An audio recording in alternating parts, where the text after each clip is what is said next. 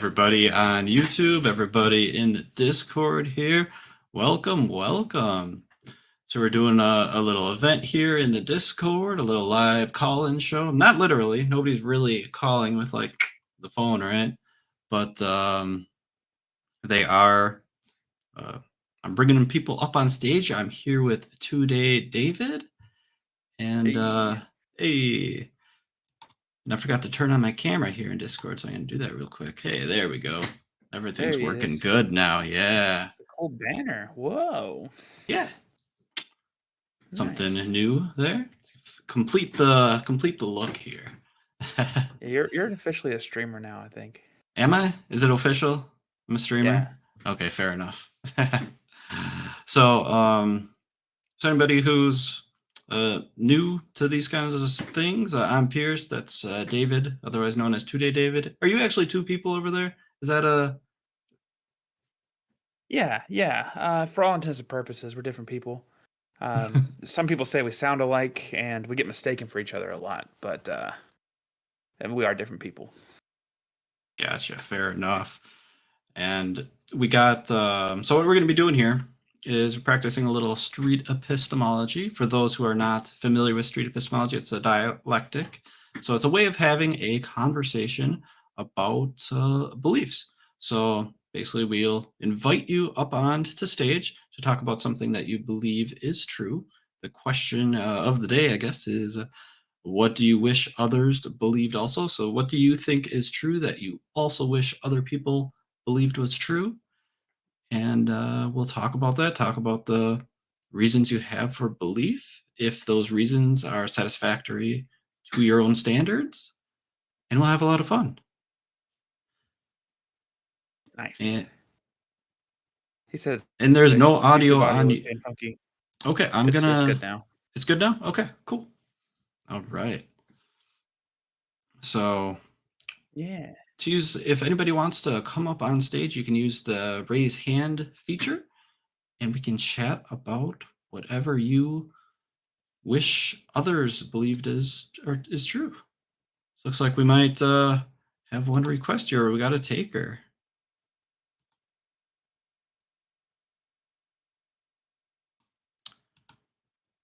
Can you hear me? Yes. Hello there. How's it going? I've never done this before, so I don't know how well my voice is coming through. It's coming through amazing. It's coming. How are you doing tonight? Doing good. All right. And what do you wish other people believed is true? Probably just God is real, Jesus is real, and the only way to save their souls is come to Jesus. Okay. So it sounds like you believe in Jesus and in God, and you wish that other people also held this belief? Yeah. Okay. Because I want to see as less people in hell as possible. Oh, okay. So you are motivated to convince others that this God is real and Jesus is real, to prevent others from having a negative afterlife like hell? Yeah. Okay. And plus, I was told by Jesus in the Bible to spread the word. So where people accept it or believe it is up to them, but I'm just supposed to be the messenger. Okay. I think I understand. And this, it sounds like you have this need that is being fulfilled by this belief to, spread this belief about God and about Jesus to others. Is this also kind of something that is happening internally for you, where to avoid this negative afterlife, that you have to hold this belief in this God and in Jesus? Well, I don't have to really spread the word to avoid hell.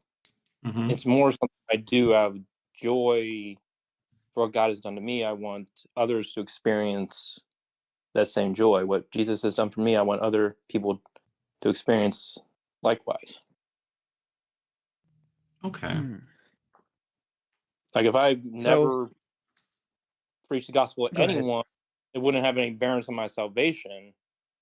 I would just not be fulfilling part of my role as a Christian. Sure. Okay, imagine you met a guy who was born yesterday, who had no experiences before. How do you think he would come to the same conclusion that you're at? Probably just long talks with them over a long period of time, reading him the Bible, showing the Bible, just discussing how the natural world speaks to having a creator, instead of just being a random happening of just randomness. Because everything came out of existence just out of random luck. Is that what convinced you initially? It was a host of things. I know I've talked to Pierce before about it, but it was kind of like a puzzle. Just over the years of my life, different pieces fit together, and eventually it formed the puzzle that became my beliefs.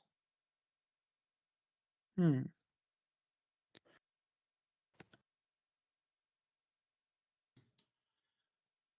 Pierce, can you kick in for a second? I gotta grab sure. something. Sorry.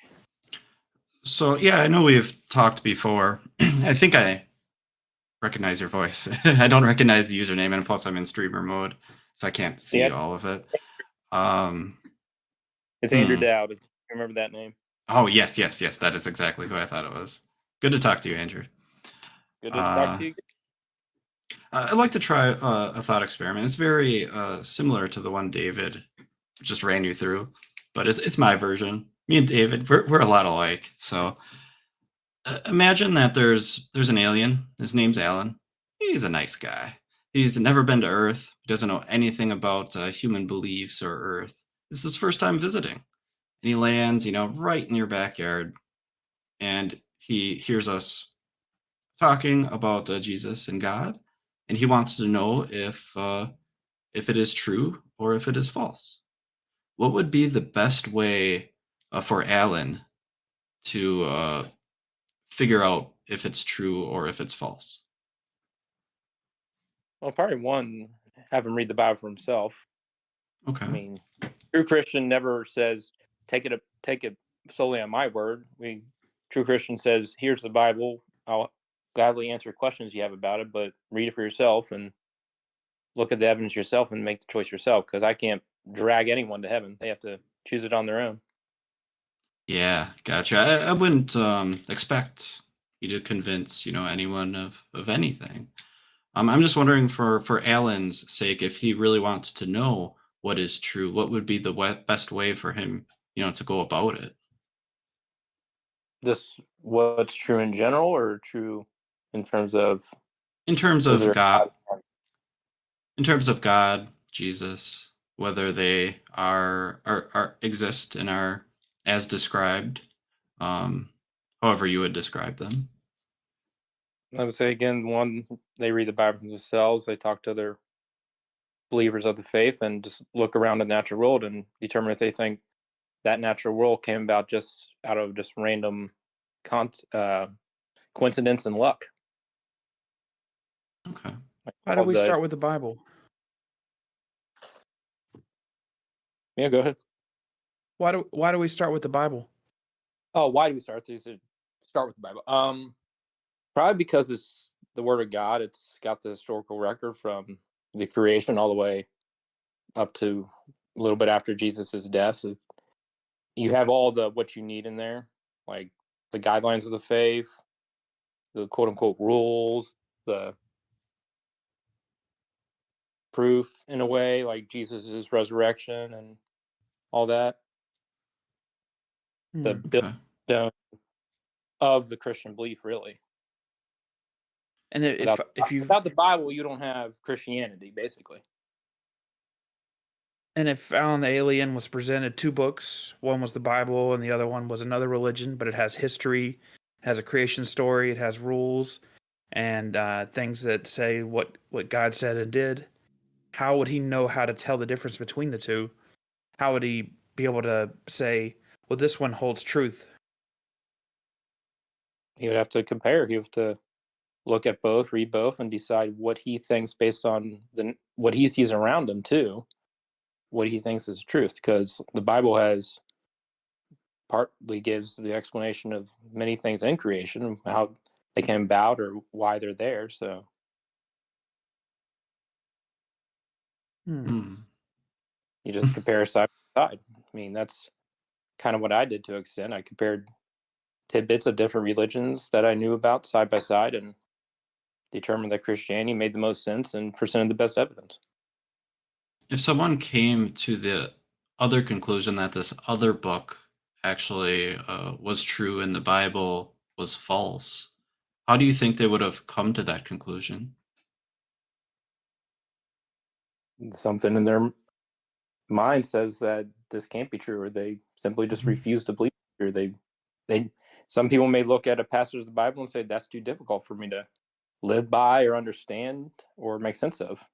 So I can't hold to it. Like, I know there's stuff in the Bible that I don't fully understand, like half pretty much all Revelations, but it doesn't stop not believing it. It's not like the nail in the coffin for me. Some people, that may be the nail in the coffin for them. That if I can't understand Revelations, and won't have anything to do with it. Gotcha. Okay. How would you determine, or have you determined that this other hypothetical person with this other religious book is incorrect, and that you are correct? How do you know it couldn't be the opposite way around?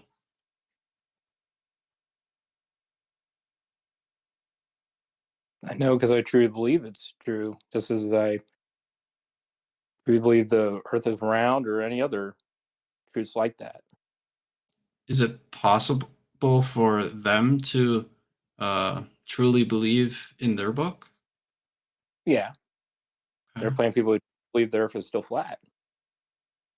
So it's possible for anybody to believe anything. Yeah. And when it comes to the afterlife, only one person has it right, and I'm saying Yeah. I have it right. For this other hypothetical person in their holy book, and they truly believe that it is that they have the truth, should they be highly confident that they are correct? I would say, yeah, if you're going to stake your life on something, you should truly believe it's true.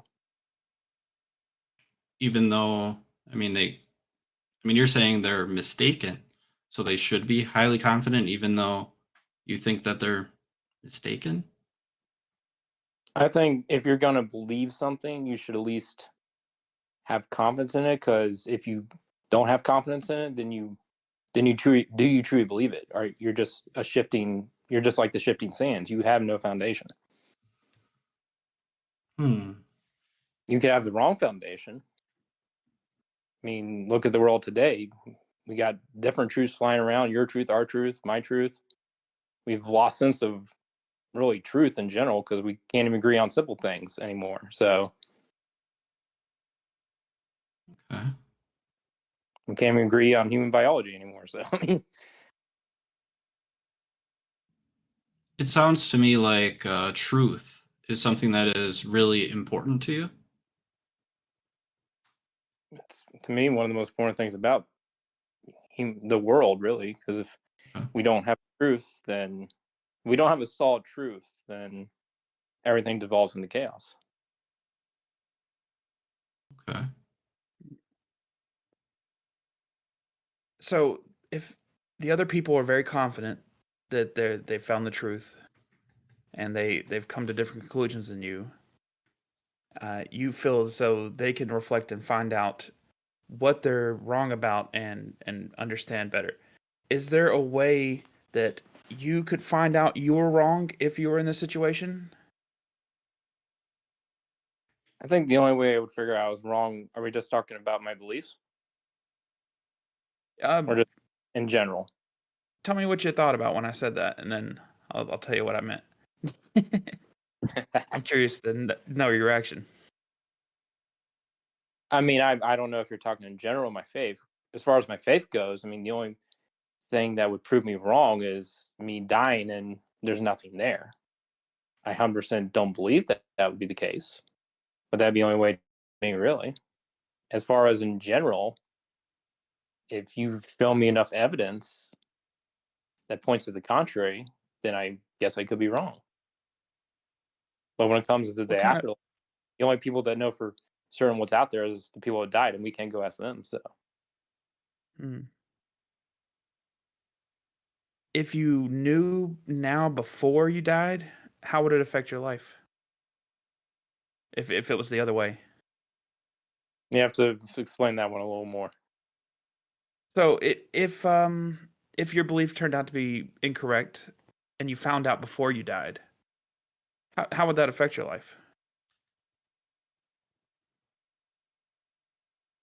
Considering I don't think I'm wrong and I 100% believe it's the truth, I don't think it honestly would affect my life that much different if we're going hypotheticals here, because at the end of the day, the things that are part of my faith are just morals that I live by that I wouldn't want to change. For example, Hmm.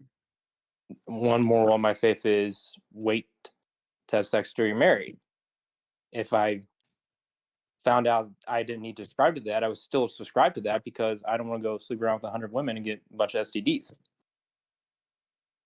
you feel So there's like a practical aspect to the practices of your belief?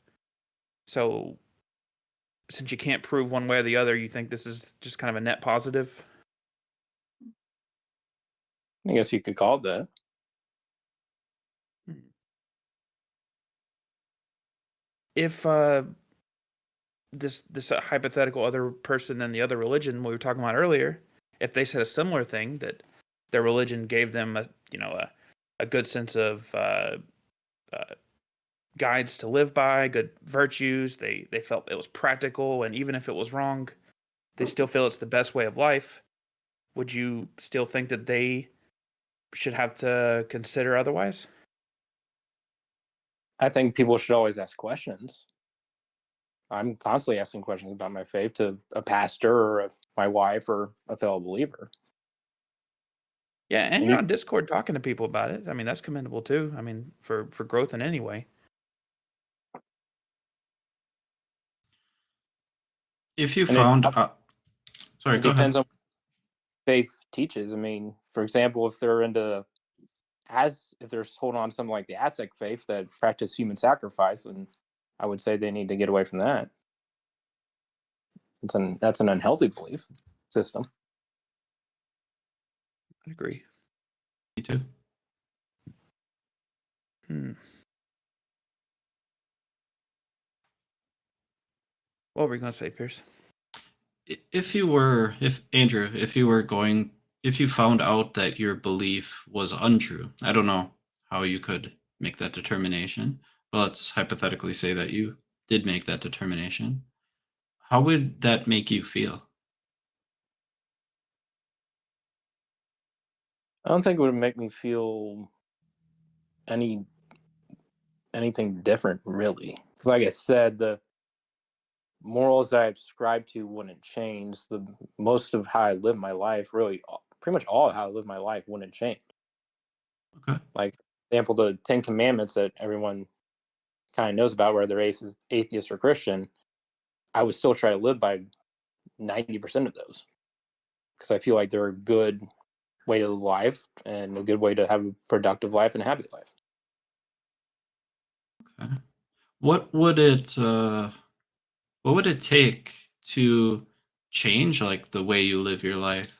What could you learn that would make you live a little differently?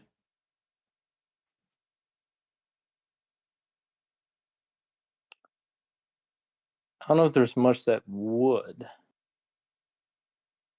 I mean, I don't see any need to change how I live my life. I try my best to be a good person. I try my best to contribute to society, and I live a simple country life. So there is not much I would change. I don't see anything that I would change. Okay. Is there the way you live your life, is that fulfilling a need of yours? Is that a need? Hmm. Is it a need to be happy? Repeat that again. My bad. Yeah, the way you live your life, like I think you had mentioned the Ten Commandments earlier. Is there a need that living that way is fulfilling for you?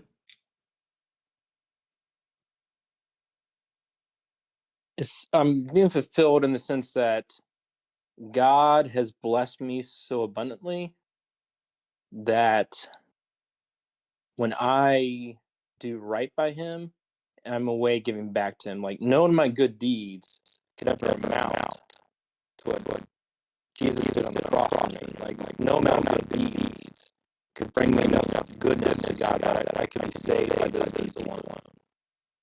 But I still bring me joy to know that He's given me so much, I can repay Him back in a small way.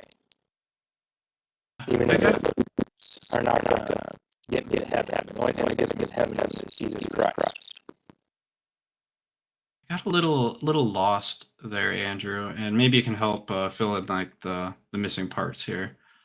I I th- I thought you were kind of saying like even if you didn't have this belief in God and Jesus, you'd still kind of live your life in the same manner. But Yeah. it sounds like God and Jesus are actually supporting. Sounds like that might be the main reason for the way you live your life, at least from what you told me just previously.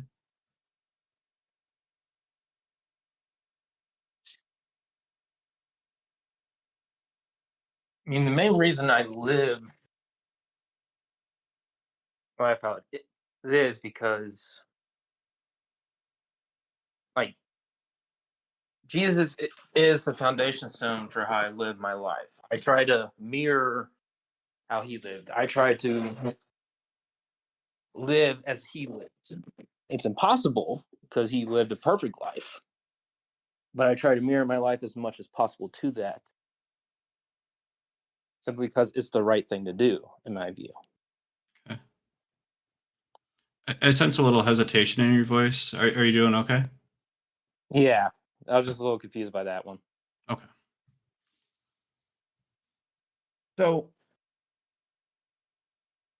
the practicality of the stuff is important to you, but I mean, you're also making the claim that there is good and bad things that are happening to people that are from a God. You're making the claim that people the truth of that you're describing comes from the Bible, and you're saying Bible and the that natural around me. and the natural. Yeah, because even the Bible says, just look at creation, you can see God in it. And it talks about how people could come to the conclusion about God, even though there was no Jesus, there was no written word. You just look at creation. Creation speaks to a maker, some kind of higher power maker that made all this. How do you get from a maker to Jesus? That's where the Bible comes in.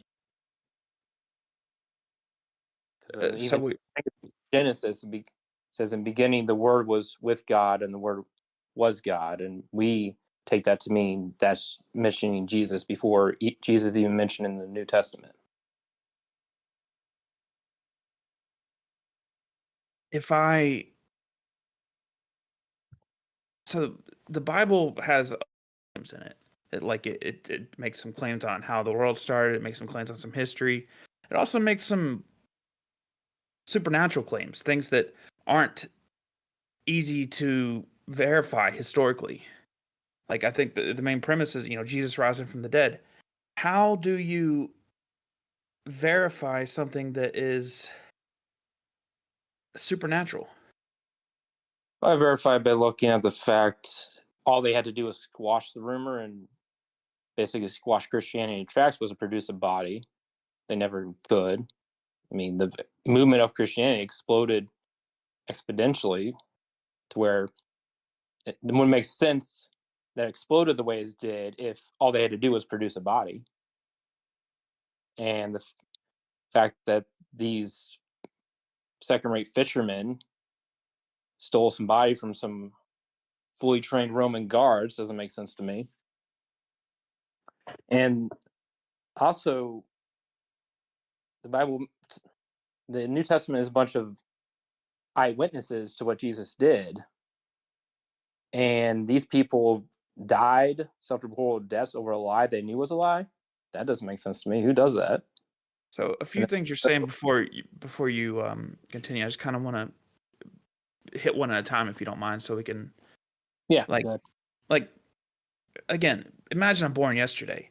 You're telling me that there was somebody who camera cut off for a second.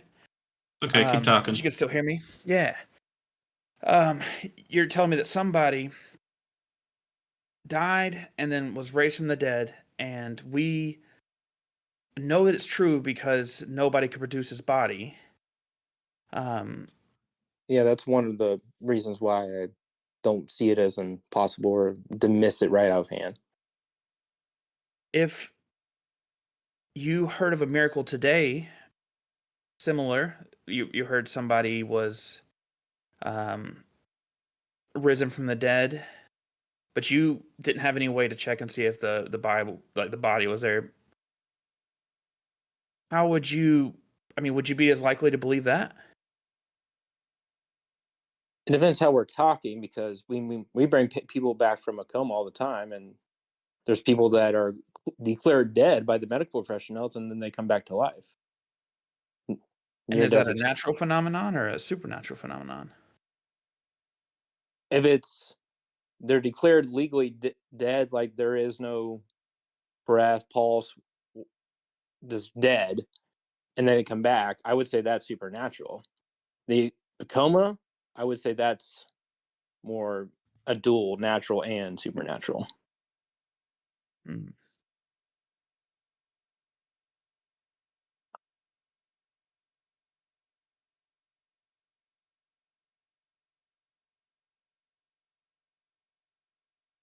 Yeah, the Bible says, I mean, go ask these people when they talks about Jesus' resurrection. They go ask the brother of Jesus, James, who didn't believe in Jesus, and Jesus appeared to him, and now he's a believer. Go ask him. And they also have the first witnesses for Jesus' resurrection be women. In the ancient world, women's voices counted for nothing. So if you wanted to start a new religion based off what you said is true, why would you say the first people that you can go talk to verify what we're saying is true is some women? I mean, that's a good question. Why are we having to have somebody's testimony to an event rather than something presented as evidence? I mean, that is evidence being presented. Obviously, I can't go and talk to people now, but the fact Would that you? they're saying this is to back up our claim, try us. They're basically saying try us back then, and they still managed to create a worldwide religion, a new movement. If there was another religious movement that grew rapidly, that made miracle claims, such as the moon splitting in half or something, or flying animals, or miracles in that nature, would that be something that would convince you that maybe this is another revelation from God? I wouldn't. I'd be very wary, simply because because I believe in God, all good, perfect being, perfectly holy, all that. I also believe in the devil, who's the flip side of God, and the devil and his minions can influence things on earth to a degree.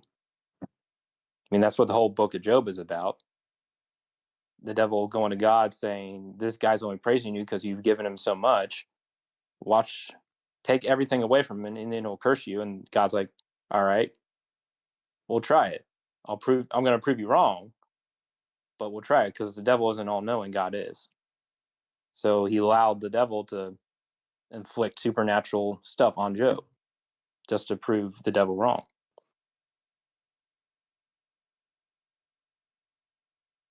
I'm wondering, Andrew, if there was another religion that had a lot of similarities. Let's say there was some sort of resurrection, and there was a evil spirit like the devil, and there were witnesses to this resurrection, and it all started by the word of woman.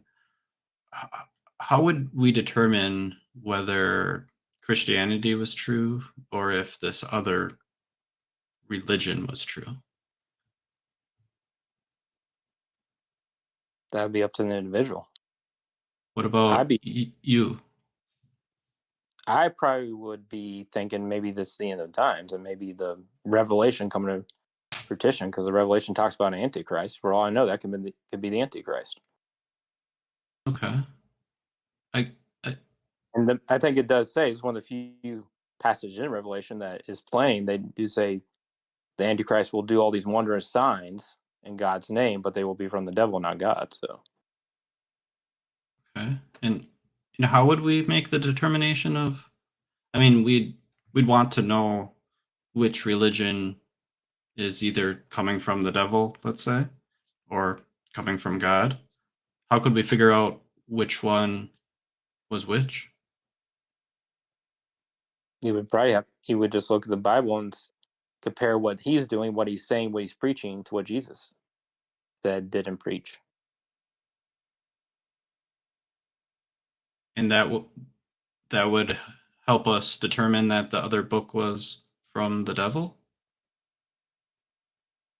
Is that what you were saying? I got a little confused. So your question, I think I may have misunderstood the question. Maybe you're Maybe. saying this person is doing all these things that Jesus did, these miracles, but we're trying to determine if it's the devil, antichrist, or some other religion, whatever. How would we determine between the two? Yeah, and it doesn't necessarily have to be like the Antichrist. It could be, I suppose, as an example. But how would we determine which religion is true and which one is false?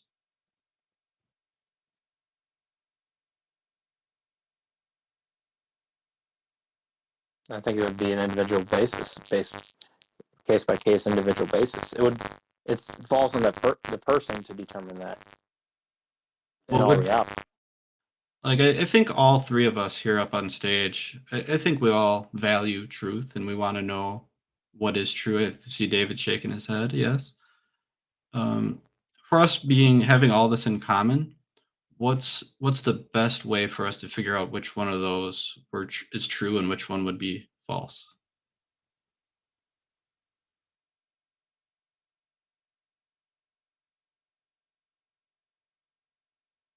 Take what's being said and take and factor other things that relate to it and determine for yourself. Like when we're dealing with the supernatural, it really comes down to at some point you're going to say, "This is what I understand. This is what I firmly believe is true. This is what I can see with my own eyes to be true." And this other stuff, I'm gonna have to take that on faith. Is You sh- go ahead. With regards to faith, what exactly do you mean by faith? I mean, like I said, for example, Revelations, 99% of that book, I have no clue what they're talking about. For all I know, everything in it could be just be a metaphor for something. Like I don't even try to explain it to people as a Christian because I don't understand really any of it. But that doesn't stop me from believing in God. I don't understand exactly how Noah got all the animals on the ark, but that doesn't stop me from believing in God or believing that story is false. I believe it's true, despite not knowing how he got all the animals on the ark. Like there are things I don't know, things I'll probably never know, but it's not enough to say, okay, I'm going to abandon that and believe in something else.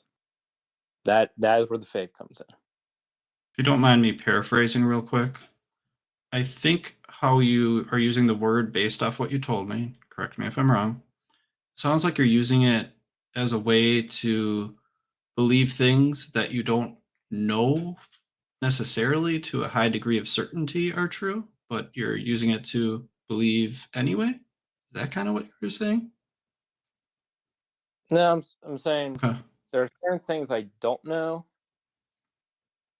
how it all worked, but the main, like, there's these core things.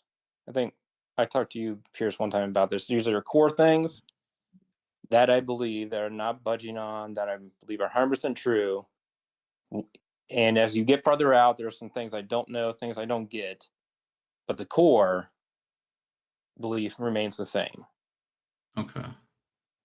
So it sounds like And if, faith isn't really a big factor in the way you have determined truth. It's more like just the details are unknown. yeah, yeah, you can say it that way. Like, the way I determine truth is I look around what I see, and what I can read, what I can hear, I can listen to, and I compile it all together and say, based on all this, this is what I believe. I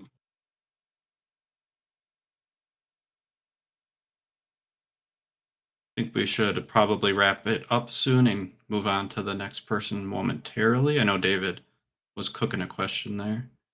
Yeah, I'll do one more question if you don't mind, and No, go ahead, ask me we got if you some like. other hands raised too. Um, let's say someone you're close to, a parent, a spouse, or a significant other, family member, brother, sister, something, came up to you and said that they experienced a miracle that they were, I don't know, pick your miracle, raised from the dead or something. But they said, and it was occurred to them that it was another God. What could they tell you for you to come to the conclusion that that that miracle actually happened, that what they're saying is true?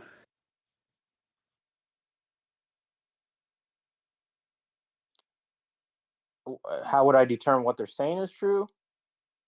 Yeah, if it was someone that you trusted, that you thought had good sense and everything, and someone that close to you, and they claim to experience a miracle, but it's come from revelation that it's a different God. What what would they have to say for it to say, okay, that is more real, tangible evidence? For this other God? Yeah, or if they said there was nothing or something, anything that is the opposite of what you believe. I don't think there's anything they could say that could dissuade me. Like, sorry, yeah, like those miners in Chile that got trapped in that mine several years ago. That was worldwide news, and how they all came out alive. I contribute that to God. I don't know if any of them believe in God, but I don't think God works in Christians' lives solely. I don't believe God gives miracles to solely Christians. I think he does miracles to non-believers simply to show, hey, I'm here. You wanted proof. You wanted a miracle. You wanted a Red Sea parted. You needed something to believe, like how Thomas, doubting Thomas, needed to touch the pierce marks from the nails to believe Jesus was resurrected. In a way, it's God saying, here's the visual proof. Or those kids that got rescued from that cave in Thailand.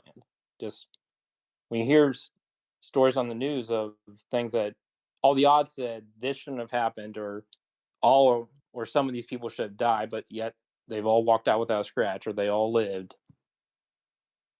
I contribute that to God,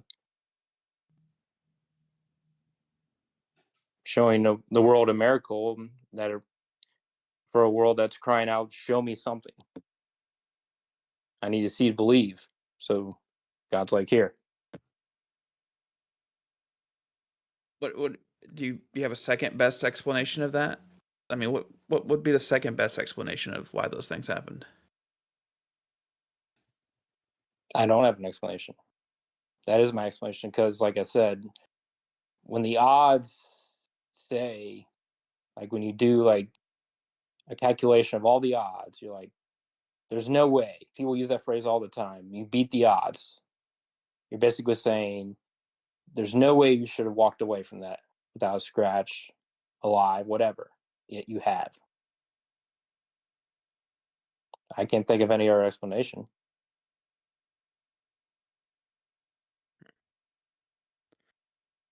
Well, thanks for letting me ask my questions. Pierce, you got anything else you want to ask before we roll, or Lone Wolf, you have any questions for us? That's what I was going to No, ask. if anybody in the audience has any questions for me, I'll happily answer them. All right, you guys Really can appreciate you coming on. hash that out in the chat if you'd like, and we will move on to the next caller. Happy to come back on to answer any questions from the audience. All right, yeah, feel free to interact in the chat down there, but we will move on to the next caller. And there was somebody who I talked to earlier, so I'm going to invite that person up on stage. I don't know if they want me to say their name, so I'm not going to, but I did just send out that invite, and there we have it. Hello there. Hey. All right. Wow. You probably don't want me to say your name, correct? Preferably. All right, then we will not do that. And what would you like to discuss? What do you believe that you would also like others to believe? I don't know if it would necessarily fall into the category of religion or politics. Honey, play a different game. I know that one. Sorry. But I just believe that everyone should believe that being kind is worth it. That would be pretty much it. I think that would encompass many things.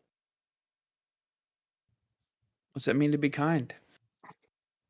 I guess I would consider it to be like considerate, like thoughtful of the other person's perspective.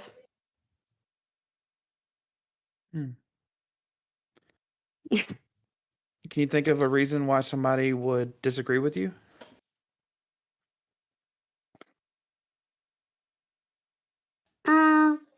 I mean, if someone's being an a-hole to you, you might not necessarily want to be kind to them, and they might deserve your kindness. So then what do you mean by worth it? Do you feel also that if somebody's being an a-hole to you that they don't deserve your kindness, or?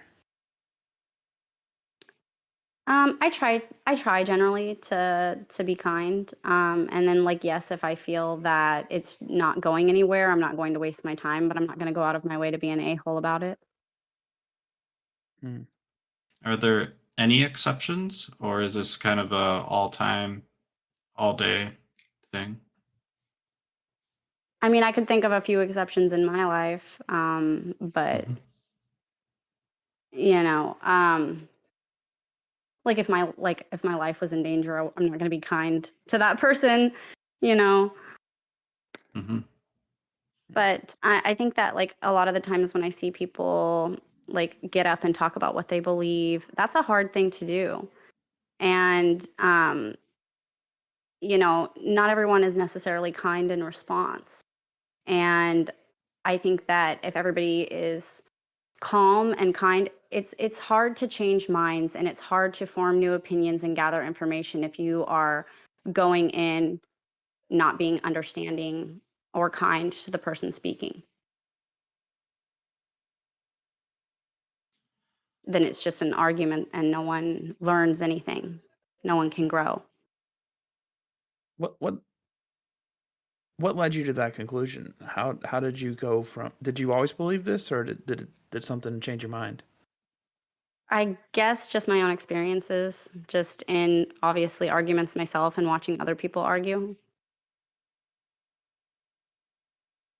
So you're saying, practically speaking, if you're wanting to convince somebody of something, you think kindness is a better motivator?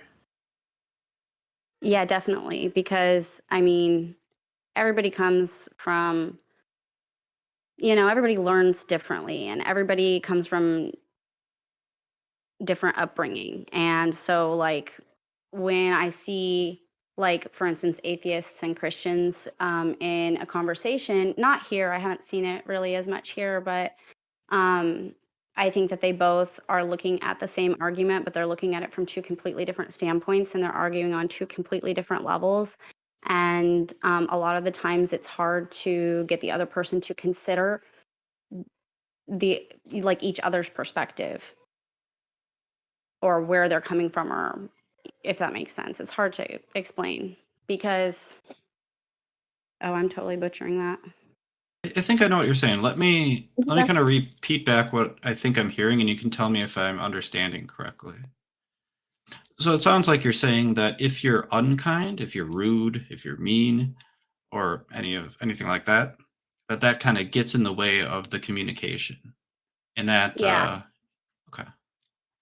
So if you're Because kind and aren't rude or mean, then that hindrance isn't there. So there's a better likelihood that some effective communication can occur. absolutely, that's what I'm saying.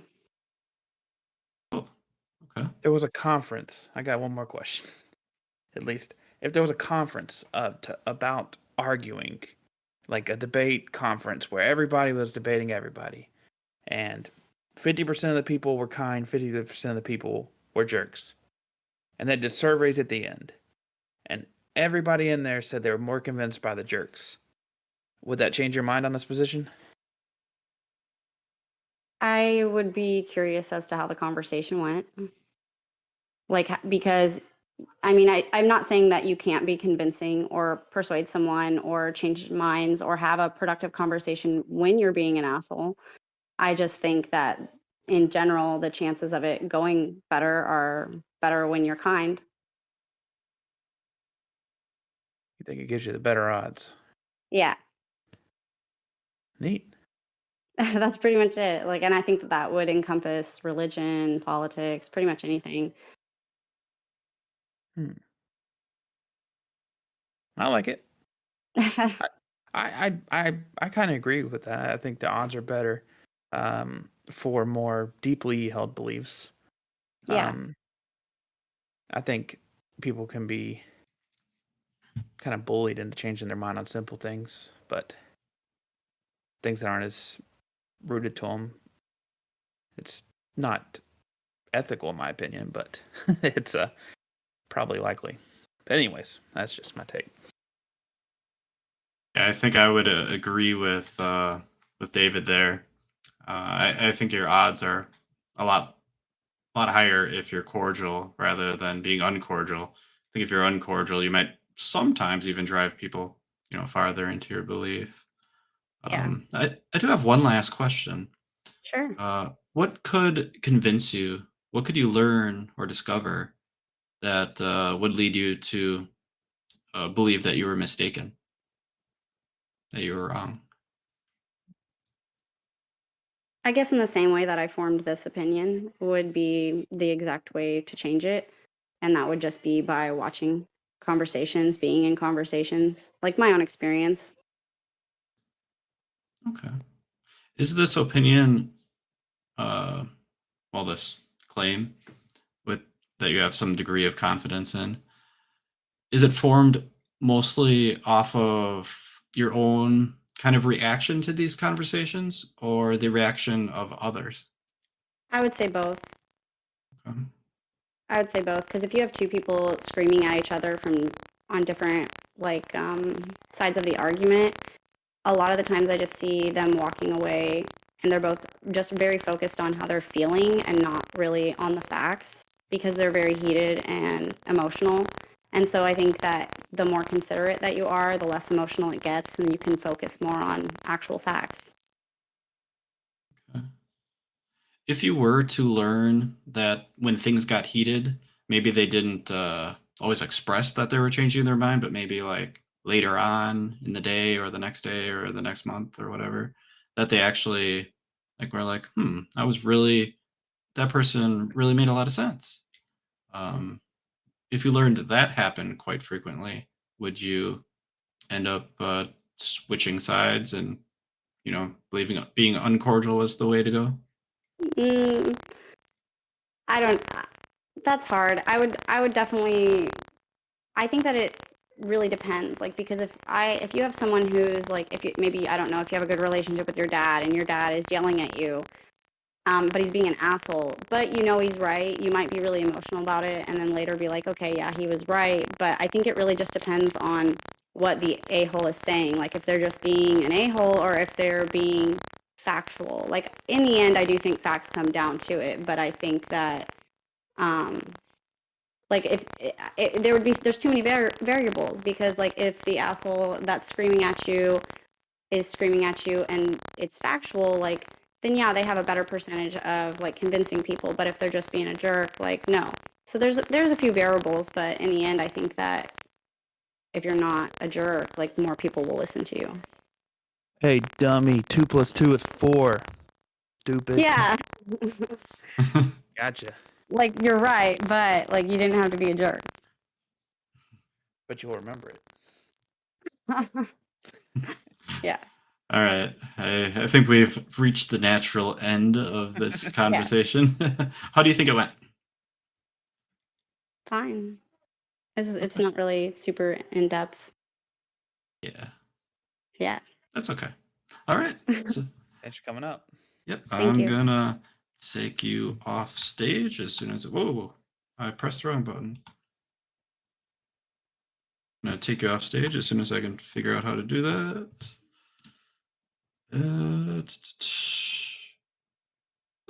There we go. All right. Let's see. We'll bring someone else up on stage. I'm trying to go in chronological order of who had their hand up first. I think it was this person. So I'm gonna bring them up on stage. At least I'm gonna try to. Why, hello there. Hello. I don't think I was the person with my hand up. I think it was either Luke or Chase Avior who Oh. had their hands up before me, just to notify. Oh, okay. Well, we already got you up here, so All right. perhaps we should Yeah, go all with right. it. Yeah. Okay. So I'm an atheist, right? And Okay. the reason for my atheism is, given the evidence that was presented, and seeing as I wanted, as I saw that they needed, or the people who were making the claim needed to fulfill their burden of proof, right? But seeing the evidence that they presented simply just wasn't adequate enough for me to feel like I was compelled or forced to believe in the claims that the people were making. So I think what I wish others believed too, I wish others had a higher epistemological standard, because I feel like it would result in much more skepticism and critical thinking, because I know when it comes to these types of things, usually your critical thinking kind of turns off and you tend to think in all kinds of directions, and I think that would breed irrational belief sometimes. So I would wish that people would have a higher standard for the evidence that they're presented. Okay. You wish people would have a higher standard for the evidence that is presented to them. Did I get that right? Okay. Yeah, in the sense that they should be more critical and skeptical of it, and you know, Okay. do their best to analyze it. Yeah. And why do you think that? Why do you believe that? Why do you want that for other people?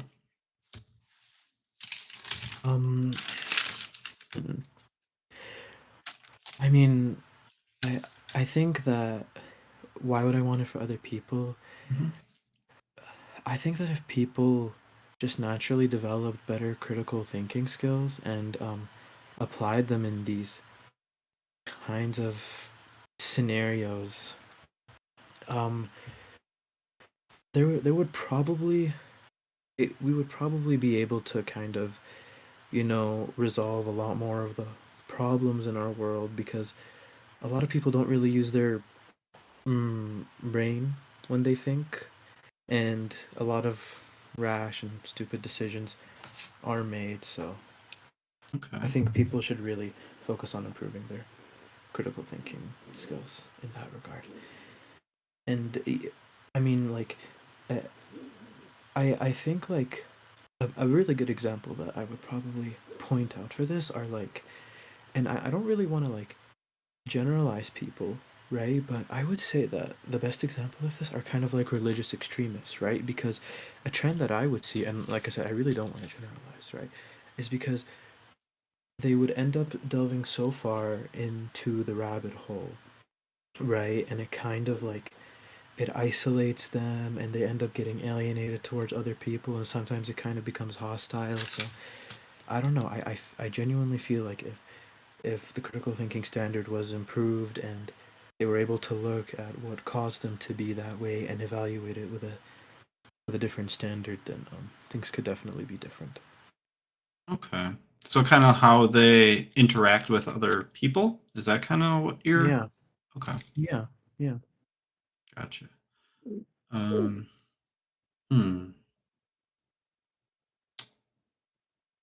Why do you think they don't?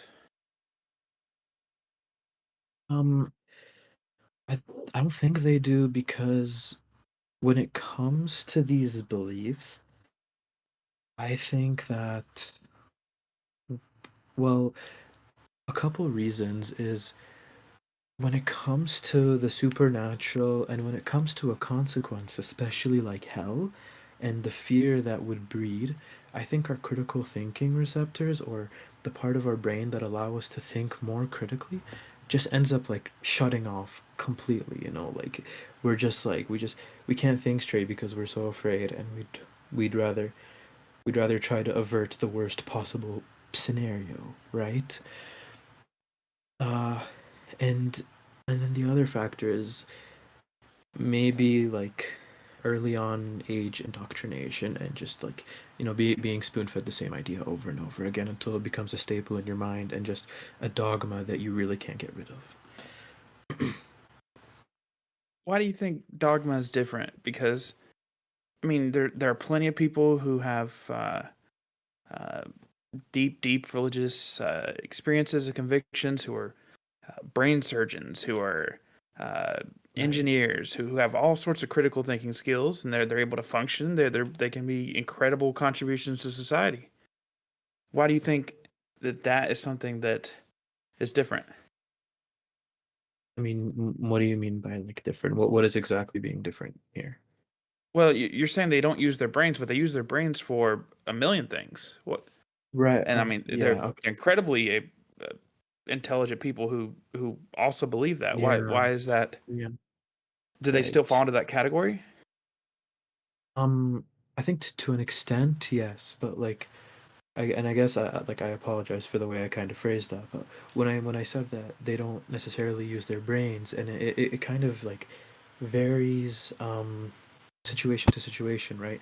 Because like because when I said it before, you can you can be a critical thinker when it comes to something that you're studying in school, like mathematics or whatnot. But then when it comes to another, but then when it comes to another like topic, like religion, say your religion contains an afterlife full of eternal punishment like hell or damnation, right? I think it's possible that you can be a critical thinker when it comes to studying math. But then when you're thinking about this religion and you're trying to analyze it, you're more like, oh, I wouldn't want to risk this. Hell is the consequence. I shouldn't really think much about this. And so I think the critical thinking part of the brain, when you're analyzing those kinds of ideas, you know, just kind of plummet, you know? Like, imagine we got two people, one who's like a successful, I don't know, engineer or something, but he's a theist, and then you have a guy who um, is does nothing all day except for host call-in shows, and he's just an atheist and doesn't know anything. He's dumb. Um, that if you have someone who has, you would assume if you put those two people if right in front of you, that even though the one person doesn't believe in the afterlife or the miracles or the religious beliefs, that they still would have more critical thinking than the person who is hosting a call-in show. No offense, Pierce. But you get what I'm saying? Like, Yeah. No, that is why I'm kind of saying it is why do you think some people situational. get it? I mean, why do you think you have this understanding and they don't? But people can have it and be dumb, and people can have it and be smart. So what's the real difference? I think that the real difference just it just depends on the way that you've lived your life and the ideas that you've been told over time, you know, because I do obviously think there are religious extremists who are definitely like smarter in some other areas of life And there are than dumb ones too. non-religious Don't get me extremists. wrong. Yeah, Um, and, yeah, but yeah, because that's what I'm saying. It is like kind of different categories, right? And you know, when I'm trying to tackle this category, this part of my brain will do the work. When I'm trying to tackle this category, this part of my brain will do the work. You know, so I think when it comes to the category that would utilize critical thinking skills, especially in religious matters, I think it kind of just shuts off there. So, I mean, to reiterate on your example, maybe the theist extremist who's who's best at doing his engineer work and can really really think skeptically. You know, he goes against scientific. He goes against like norms and maybe tries to reinvent and find other ways, right? He could do that and have the high critical thinking standard. But Sure. maybe because he was raised so heavily on religious dogma that entailed hellfire, he could never really think critically about that sort of matter, and it would be hard for him to change the paradigms in his mind of which he considers those ideas with, which would be in stark contrast to Pierce, who would obviously be more skeptical about these kinds of matters because he's obviously thought about it more and he's considered it more and he's shaped his brain to be able to think about these matters more. What do you think helps, like, people who grew up with it, who were uh, brought up with it all their childhood, and they left when they were adults? What do you think changed for them? Because you could have the same. You could have intelligent people, Yeah. and shoot, you can have dumb people who stop believing. So Right. what maybe I don't. What I'm saying is, how do we know that critical thinking is the thing that moves people to the next step that you're looking for? Maybe I'd be curious of what the step is that people who were in it, who are now not in it anymore. Yeah. Yeah, yeah, I see the point you're like trying to make, like, because obviously there are some people who can leave for quote unquote smart reasons, right? It's kind of a vague term, but there are people who can also leave for quote unquote stupid reasons. So, Sure. so then I guess what I mean, like in general, by expanding the critical thinking skills, is just trying to see how people evaluate the evidence that's given to them. You know, how like if um if you were presented if you presented Pierce with like a miracle, like an observed miracle or like a miracle claim, versus if you presented a Christian with that same miracle claim, how would they both tackle it on? You know, that's what I think, and that's and obviously your mind would play a big role in that. Sure. Am I hearing something slightly different than your original claim? Have you modified it a little bit? Is it? I mean, my original claim just rested on people having to have a high critical thinking standard and just you know, being very skeptical of the evidence that they're Right. presented Yeah, that was to the with. original one. I think there was Yeah. there was one right before that, like last segment. I don't remember. I apologize. You said Okay. specifically that if you hear a miracle claim, they might be more skeptical. Yeah. Whereas I think that might be potentially the difference, at least for my understanding. Right. But that's me making a little bit of a posit there. Right. But I love talking about this kind of stuff. I'll talk about with you any day you want, because I'm fascinated by why people change their minds on things, and I'm hoping to Yeah. actually do a bunch of interviews of people who leave religions, people who join religions. I want to know everything. So Right. Right.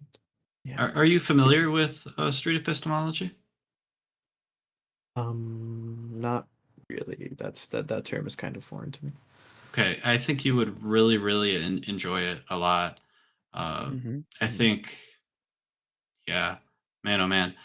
If you want to go to, there's streetepistemology.com is a great resource. Also, the course to learn street epistemology is navigatingbeliefs.com.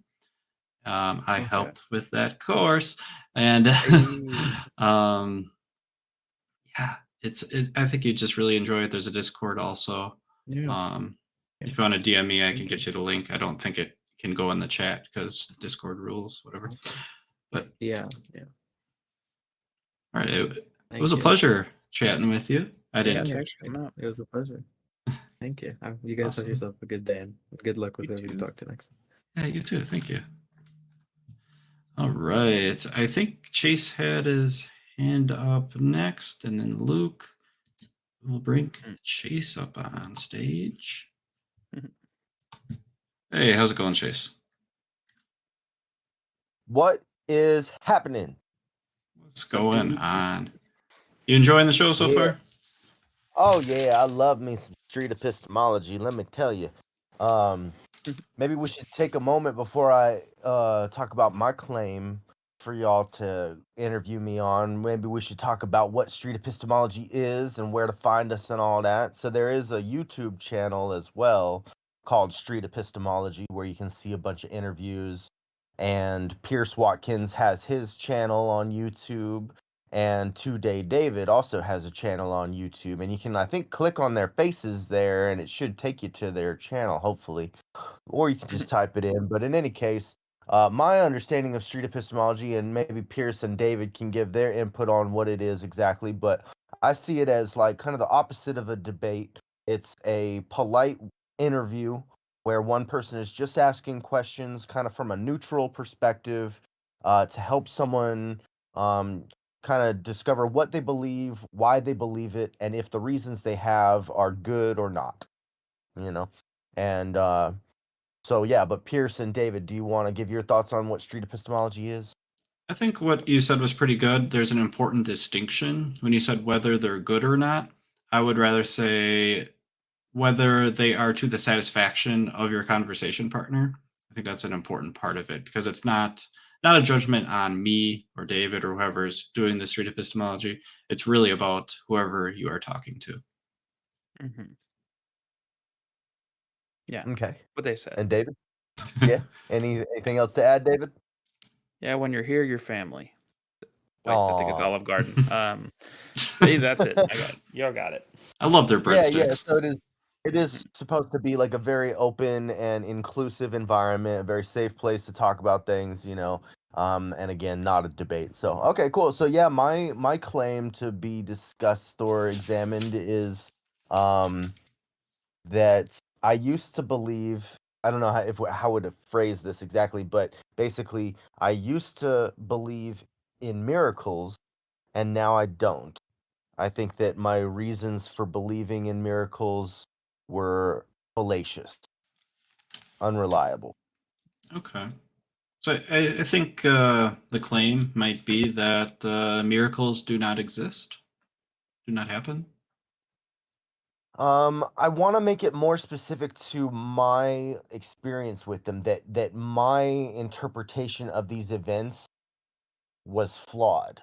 You know, that Okay. my understanding of them as being miracles was not accurate. Okay. Your original interpretation of miracles was inaccurate.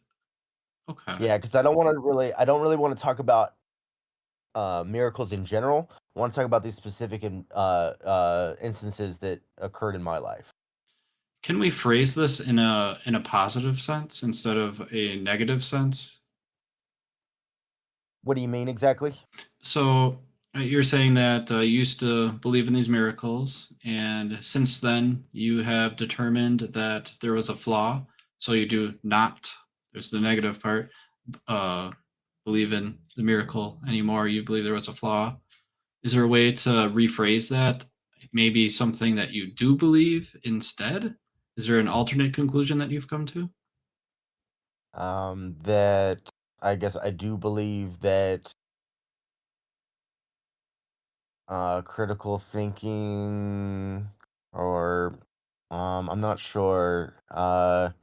That if I had if I had looked at the situation more objectively and with critical thinking, then I wouldn't have misinterpreted the situation. Gotcha. So it sounds like you don't, whatever the circumstances of these things that you believed were miracles, at the time you believed they were miracles, is there Yeah. a conclusion that you have come to on what that miracle actually was? Yeah, just wishful thinking, really. Hmm. Delusions of grandeur, and the fallacy of like counting the hits and ignoring the misses. I'm not sure exactly what that fallacy is called, but it's basically like Sharpshooter. okay, yeah, maybe so. Okay. Okay. Hmm.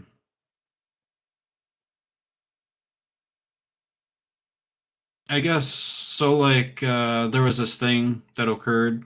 You had believed that it was a miracle. What would you call that now? Like, if you had to put a phrase or a couple words, to it, what would you describe it Fallacious, as? Well, fallacious reason. that'd be your reasoning. That would be kind of like how you came to the conclusion that it was a miracle. I'm talking about like the noun, like the so it was a miracle, and now it's a Delusion. um I don't know what okay. to tell you. It's like, I'll hear what you um want. I'll give an example of something that I Okay. might. So let's say that one of my family members was in like a car accident, and it turns out, or nearly in a car accident, but it was a close call, didn't occur. I could say that that was a miracle. Or I could come to the conclusion that it was just a result of uh, human error. Happened. Someone drove, human error, or it was a natural Okay. circumstance, I got you. I lightning, got you. right? Okay. I got you. Yeah. So coincidence. I was Coincidence. misinterpreting coincidence for God talking to me. Okay. Gotcha. I thought God was sending me messages through coincidences that were reaffirming to me that I was on the right path and that God's got my back. It's because I would see like the number 23 randomly throughout the day, like, or to the point where it was, like, man, I'm sure I'm seeing that number a lot. Or like I would say something, some rare phrase that you don't usually hear, and then the radio would say the same thing like right after, and you're like, what the, like, you don't ever hear that, and now you just heard it twice, like an echo. And but it had nothing to do with religion or anything. It was Mm, just spooky, and I attributed it to God, um, and I don't think that was wise. Do you okay. think that you came to the conclusion that that wasn't a miracle before you stopped believing in God or after? That's a good question. Let's see. So I stopped believing in God, and I stopped believing in those miracles. I would think around the same time. Um, I think they coincided with each other, perhaps. I started to like the reason I left theism is because of the problem of suffering. I couldn't, and the divine hiddenness that, like, where is this God? Why is he so hard to find? He seems to be hiding. Why is he hiding? Does he not want to be found? But he wants a relationship with us. This doesn't make any sense. But anyways, but mostly the problem of suffering, because I had recently become an animal rights activist and a vegan, and I was thinking about all the suffering of the baby animals in the wild, like in addition to like the human caused suffering that, but we could blame that on humans instead of God, like the factory farms and slaughterhouses that are killing baby animals and torturing them and shit. But what about in the wild where most baby animals die as baby animals? They don't reach maturity because they get, eaten alive by predators, or they starve to death or freeze to death. And so I started thinking, like, why would a loving God create a world where there are predators at all, or, where there are freezing temperatures, or, like, why would he create or allow such a world like this? And so it just didn't make no sense. Because I wouldn't create it like this. And so I think with that discovery, that understanding, and that naturalism makes a better explanation for why they're suffering in the wild.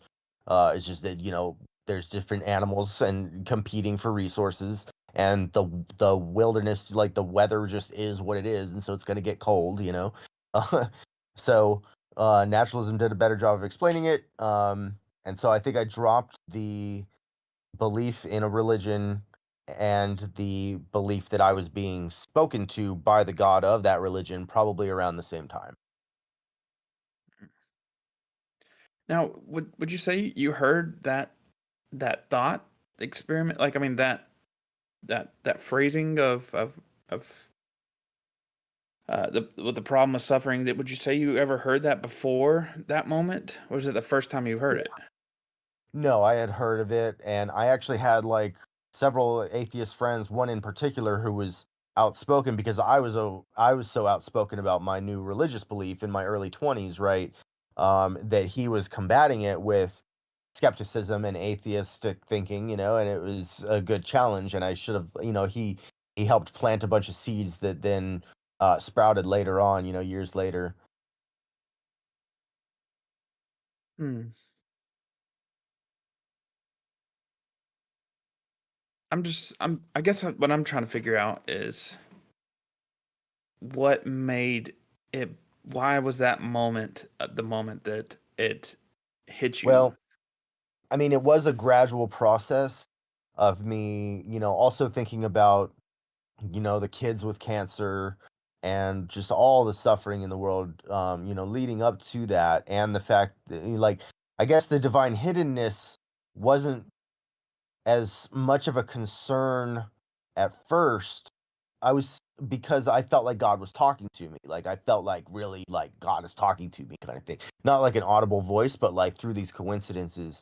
I told people like I would consider myself a fool to believe it's anything other than God speaking to me. Um but I was still wrestling with the problem of suffering during those days. That was a big holdup for me, but I still believed basically just that God must have some kind of reason, or for why he's allowing the suffering. Like maybe God's hands are tied and so he can't stop the suffering for some reason, or if he intervened it would be worse for some reason. But then that faded away because I was just like, what the hell would be the reason? Like I couldn't actually come up with a reason. I was just shrugging my shoulders and you know giving this God the benefit of the doubt for allowing cancer and baby animals starving to death. Shit. Mm. If you heard an explanation that was satisfying to you, that made the suffering make sense,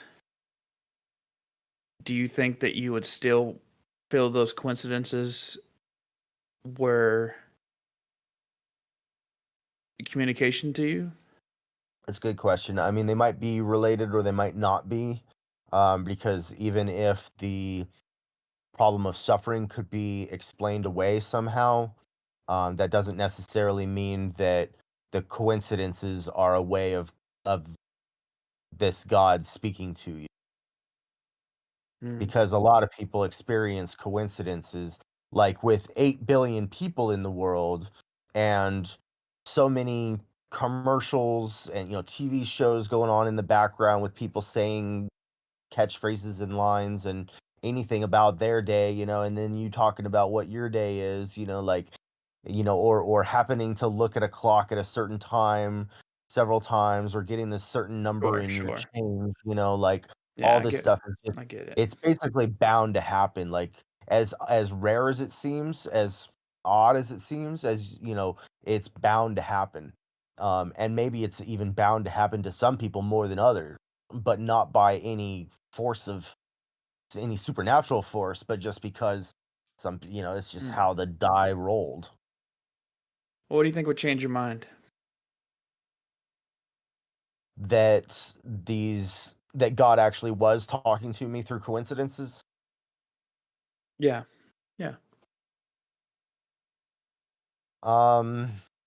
Another good question. If let's see,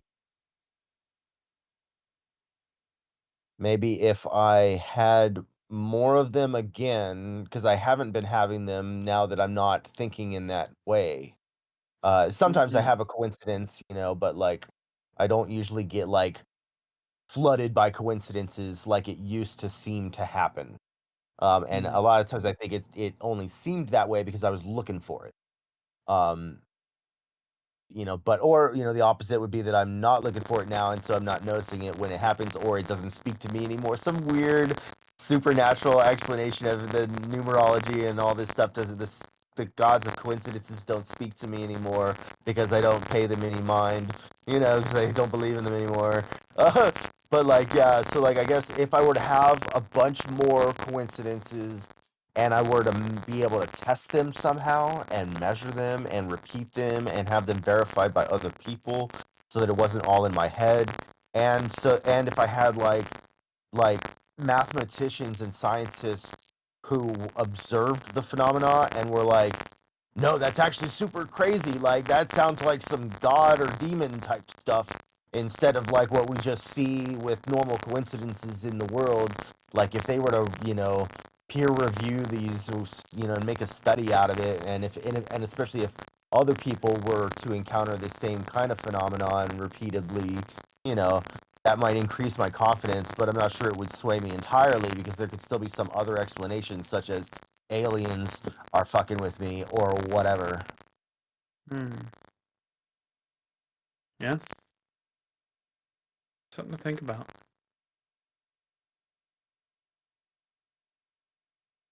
Hey, Pierce, you got any questions? No, I just heard you say aliens, and I like aliens, so I just wanted to say that. But Yeah. You look like you're in a spaceship love you, now. Chase. All right, Great talking. I guess I have one last thing to say, like, about this, and then I can leave you be. Is Sure. like imagine you're going to the ball game, to a baseball game, right, with your friend, and you're like, wouldn't it be cool if I caught the home run ball? Like what would be the odds of that happening? Out of all the people in the crowd, right? And then boom, at the game, it's coming right at you, and you catch the home run ball. What an amazing coincidence that it seemed like you predicted it, and like maybe the gods are in your favor. They wanted you to have the ball, and they wanted you to believe that you had the power to make it come to you and all this just by believing. But actually, like, there were a bunch of people on the way to that game who all turned to their friend and were like, wouldn't it be cool if I caught the home run ball? It was bound to land in somebody's hand. You're not special. My mom told me I was special. Take that back. Okay, you're special. Thank you. All right, fellas. All right. Any closing words? Nothing. 23. Oh, no. Okay, well, before you bring the next person on, I would just remind you to remind the audience of what Street Epistemology is and where to find us. There's the Street Epistemology Discord. And so you can message Pierce. Everybody in the audience can message Pierce or 2-Day David to find out what that link to that, or you can just find it, Street Epistemology on Discord. and come chat with us. There's usually a good amount of people in there. And again, YouTube Street Epistemology, YouTube Pierce Watkins, YouTube 2-Day David. Hell, you could even YouTube me if you want to for some crazy vegan shit. Woo! And thanks for the shout outs. I don't have to say any more. I think I covered it. All right, we'll bring the next victim, participant up on stage. Hey, Luke, what's up? Hello. Hey. How are you doing? Hey, Luke, been good a- to talk to you again. It's been a long time So, since we've talked, Luke. I have the coffee cup here. There Yes. you go. So Yes. we're ready to roll. We have two claims because Chase just pronounced his claim about miracles. I have the one miracles recognized by the Catholic Church are the proof of God, and the other one would be atheists are similar to skeptics. Which one would you prefer to? What was the first one again? Let me put it in the chat so you can have it in by reading the first one, and here is the second one.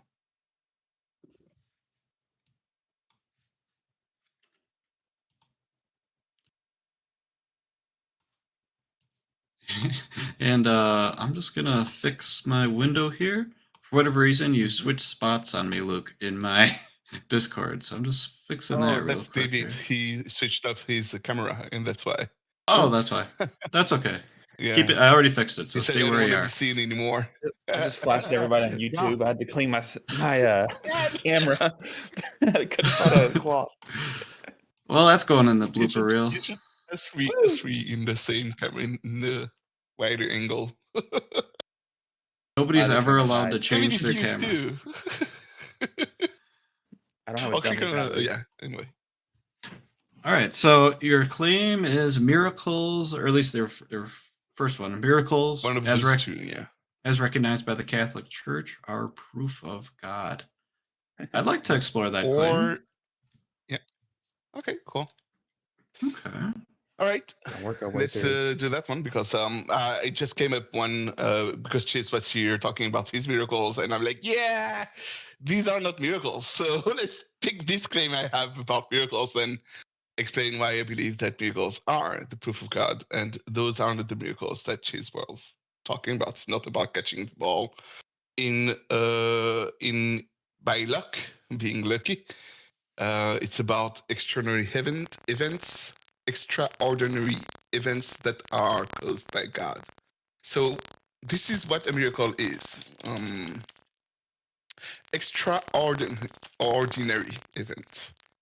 Extraordinary. So catching the ball is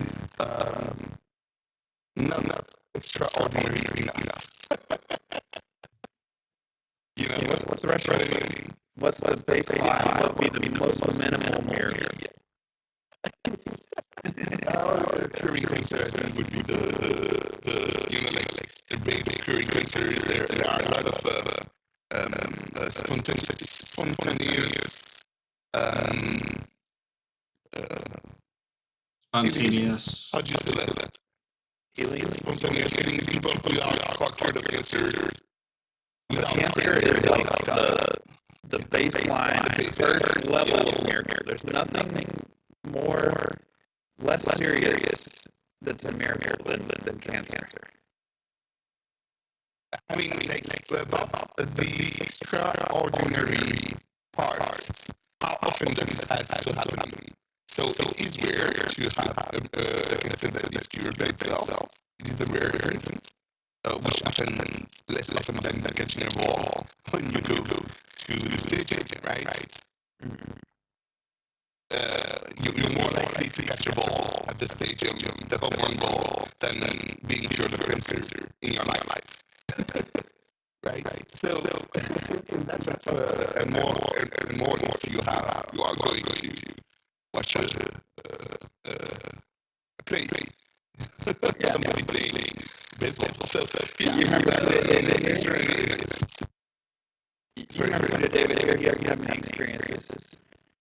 he won the lottery. He did a scratch off and won the lottery. It was an extraordinary event. It is. Is that a miracle? No, it is not caused by God. How would you know it's caused by So, God? yeah, that's a great point that you have to underline. So it's not just because it's extraordinary, then it is a miracle. It needs to be extraordinary, and then the cause of it should be God. And when I talk about cause, I'm not talking about God being the cause of everything. So he's the cause of everything, but not a more direct cause. So from the event to God, when you come, you go down the causality line, right? You know why did it happen? Why did it happen? Oh, that's because God chose to or acted, right? This is he is the one responsible for the healing, or I don't think winning the lottery would be something that would be recognized by the Catholic Church, right? They have rules to recognize miracles.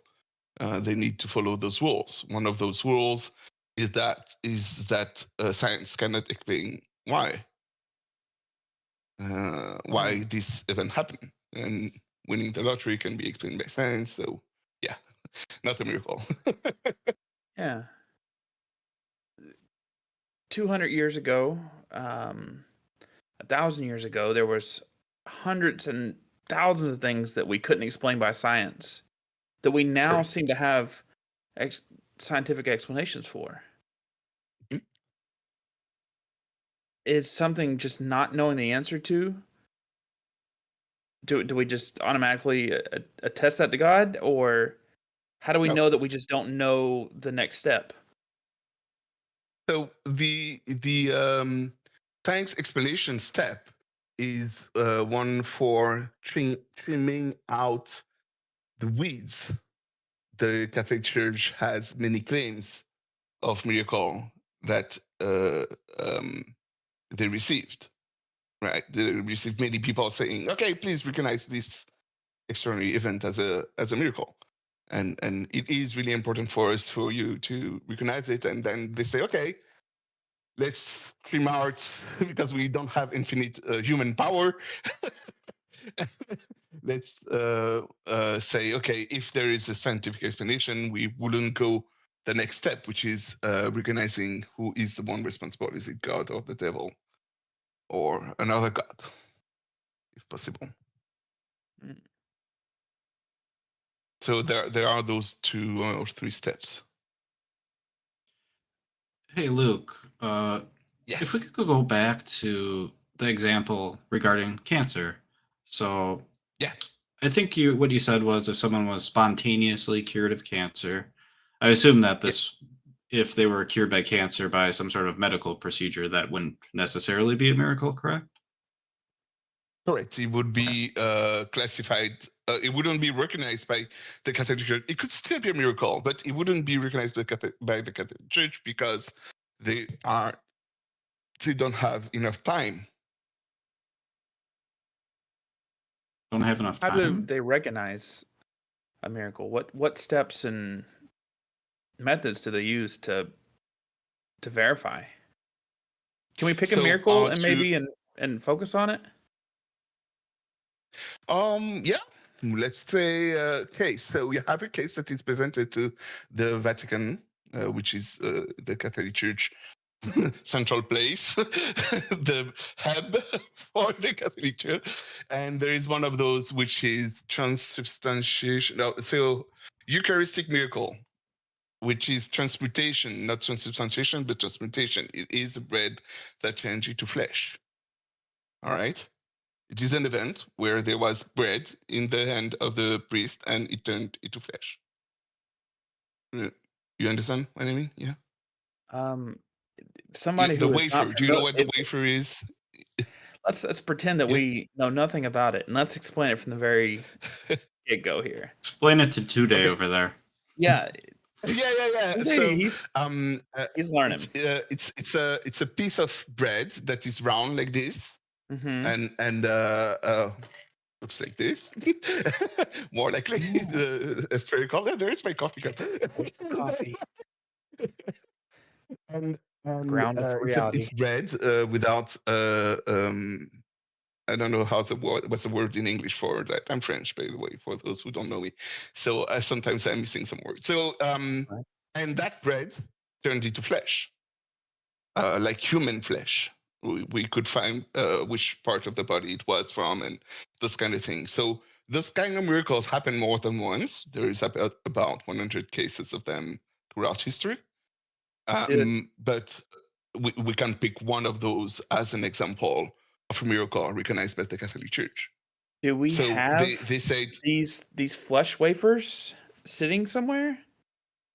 yes. Well, yeah. The Eucharistic miracle is not just bread into flesh; it is also blood into wine into blood, and it is bread dissolved into wine, making blood or blood. Yeah, there are many variation of this miracle, right? So, do we have the flesh now? Yes. The answer is yes. For this example that we are talking about, we have the flesh right now. And this is something that happens today? Is there like a video recording of this happening? No. What is it something that happens today? No, it's something that happens about 100 years ago or something like that. I don't know when exactly. Hmm. How do we know Before that the this is internet. the case? Sorry, how do we know what? How do we know that this actually occurred? So, so the case was presented to the Catholic Church at the first step. The Catholic Church observed the case and do some detective work. There are Sure. agents that are paid by the Vatican City to make sure that it is a real case, something that needs to be submitted as a miracle. And Okay. if it is, then they will have scientists that will, in this particular case, it would be physicist or a chemist that will test the bread and do stuff like that on the bread turned into flesh to make sure that it is not something that could happen by well, there is no natural explanation known to men from then. And then there is how do you call those detectives that check if it is not a magic trick? You know, like I don't think there's a word it's for a that. detective, right? I don't know how to call those guys, but Sure. they have the knowledge to Amazing Randy. listen to testimonies to people and make sure that they are not lying and they Okay. it's Like a lie consistent detector test? yeah, well, no, it's not a. Okay. An There are investigator. many people, investigators. There you go, Sure. not detective, investigators. There you go. Okay. Okay, So so more than one investigator is invited to investigate this event and make sure that it wasn't a trick. And Okay. once they have those answers from the investigations, from the one paid by the Vatican and those that are not paid by the Vatican, they submit the case and start the scientist testing things on it. Okay. So And it's then not once the scientists claim that, well, I'm sorry, we don't have any explanation for why this bread turned into flesh, there is a next step, which what is I'm recognizing who is the one responsible. What? Yes, what Pierce? I'm sorry. What I'm hearing is Yeah, go there's ahead. there's these two ways that they're kind of verifying miracles. So kind of one way, their first way, they're like the first step in the process, I guess, is like they go and they interview people and try to determine if they're being truthful or trustworthy, kind of something along those lines, it sounds like.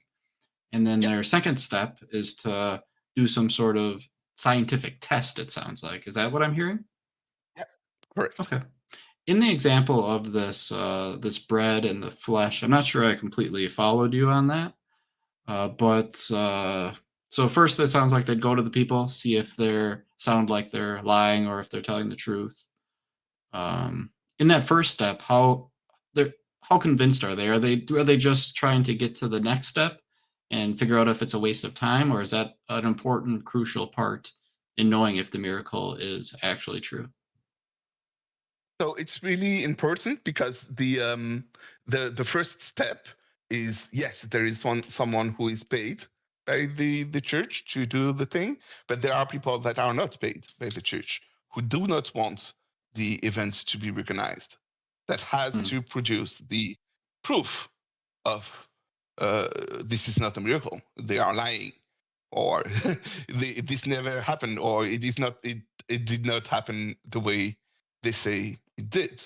This kind of evidence needs to be provided by the groups of people who don't want miracles to be recognized, and these people are present their case to the Catholic Church. We have like and when I say we, they have a case file with all of those people saying these are the reason why it shouldn't be recognized as a miracle. Well, Okay. maybe an important question we should ask here. If we hit that stage where we don't know how it happened, we're at the stage where we don't know the next step, and it seems like we've reduced it to it has to be something beyond nature. How do we end up connecting that to the God that you're talking about in the first place? Like, why is it the God that you're talking about? Why is it the Catholic God and the Catholic's authority on these miracles? Yeah, so it is still nature. I need to correct you on that. It is unexplained yet. It could be explained in the future. It doesn't matter. What matters is that the knowledge of human cannot allow to make a trick with the result that we have. We do not have the knowledge, sufficient knowledge to fake it, right? And the reason why we need this verification is not because this is what makes it from God. It is because there are too many cases and to be observed, and to filter the cases, the one presented to those who say, okay, now we have a case that is built on this absence of knowledge of scientific knowledge. Let's check which God is responsible for the event. But you said Can we make sure that it is a Catholic God and not another God that is responsible? The flesh crackers that you eat this one was easy. Was a couple hundred years ago, or it was 100 years ago or so. Did they have the scientists you're talking about helping lead to the conclusion, doing these tests, giving that skeptical analysis that you're talking about, that helped you realize that they are telling the truth? I'm sorry, I don't understand the question. Is the event that you described 100 years ago of it happening, did it have all of these people fact checking it then? Yes. Scientists and it wouldn't be recognized by the Catholic Church. Yeah. These are the thing. All the miracles. Okay. Did somebody miracles eat it? By the Catholic Church. There are hundreds of them. Many of them. Who ate Each saint of the Catholic Church has at least 2 miracles where they have interceded to God. So for each saint recognized by the Catholic Church, you have at least 2 miracles that has been attached to the saint. Okay, so there are many cases of miracles recognized by the Catholic Church. In this case, in this instance, yes, the investigators were there and the scientists were there. Does that answer your question? I mean, yeah, it does. Yeah, okay. If there was another situation in which somebody claimed they had scientists there and they verified it and it seemed to be something that man can explain or fake, but it was claiming to be a different religion, correct. Would you believe that too? So that's where the second step comes in. The second step is theologians from each religion that debate on arguments to prove that it is their God who is the one responsible for the event, not the. But how are you proving it's your the God that he's responsible for that event? So, you know how I can prove it is you, David, and not Pierce that move my coffee cup, right? That's coming from the coffee cup. So let's say there is Pierce and David in my room, and my coffee cup moved. There is a way for me to prove that it is you, or that it is Pierce who moved the coffee cup. There is By observation. Observations, or what makes Pierce Pierce, and what makes David David, and those T-shirts or whatever, beards or shape of the head, eyes color, whatever. There are things that are specific to each of one of you. Each God has specific things. The God of the Hindu does not have the same specific things that the God of the Christians. And it's on those specific things that we can say it is this God who is acting here, not that God. Are you saying there's multiple gods that exist?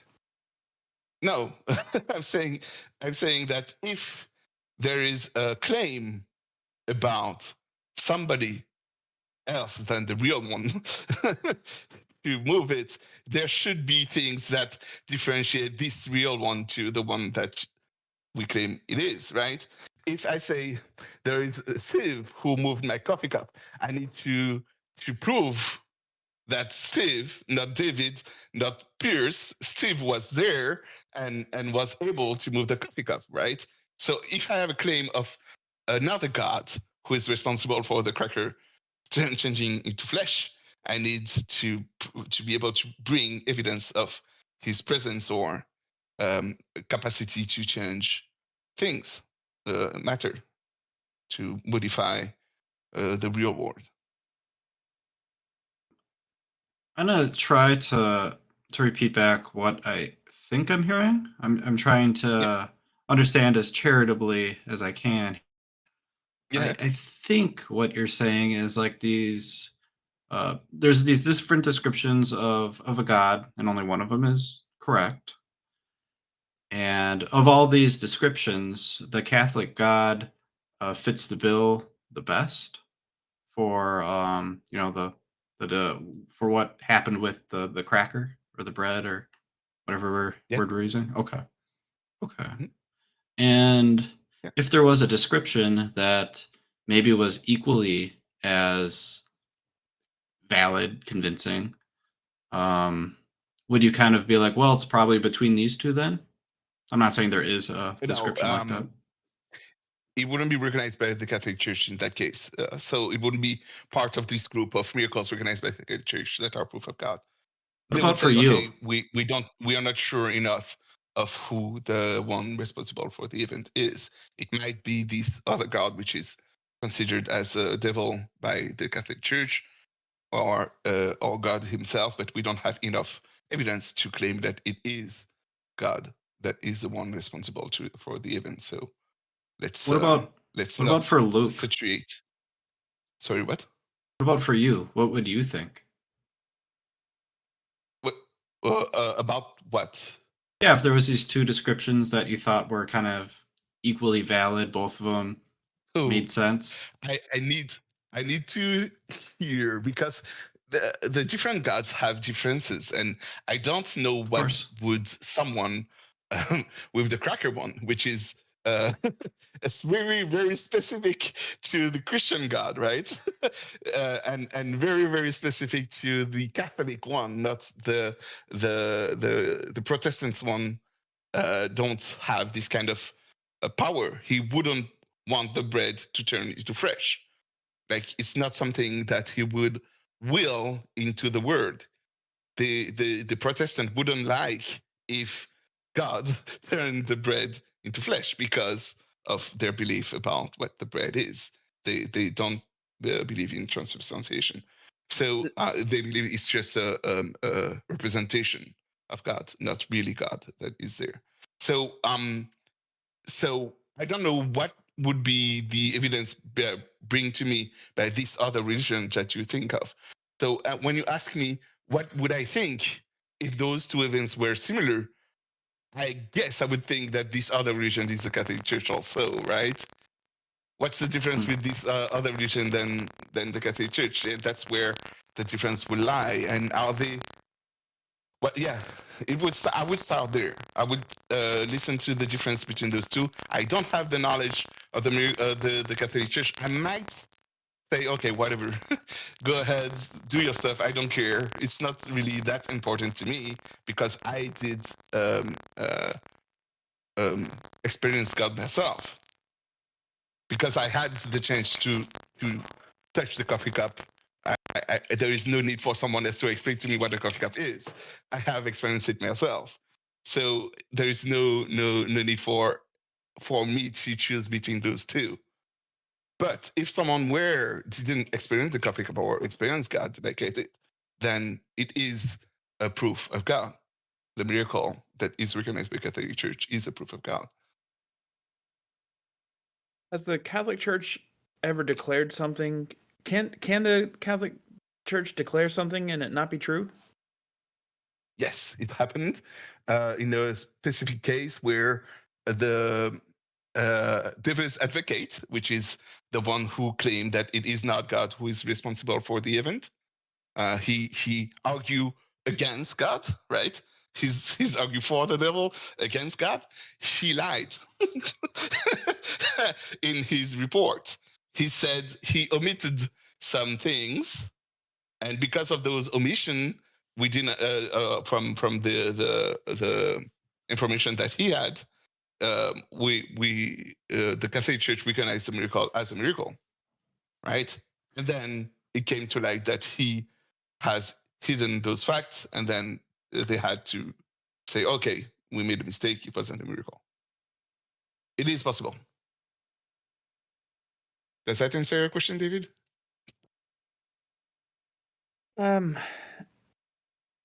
Yes and no.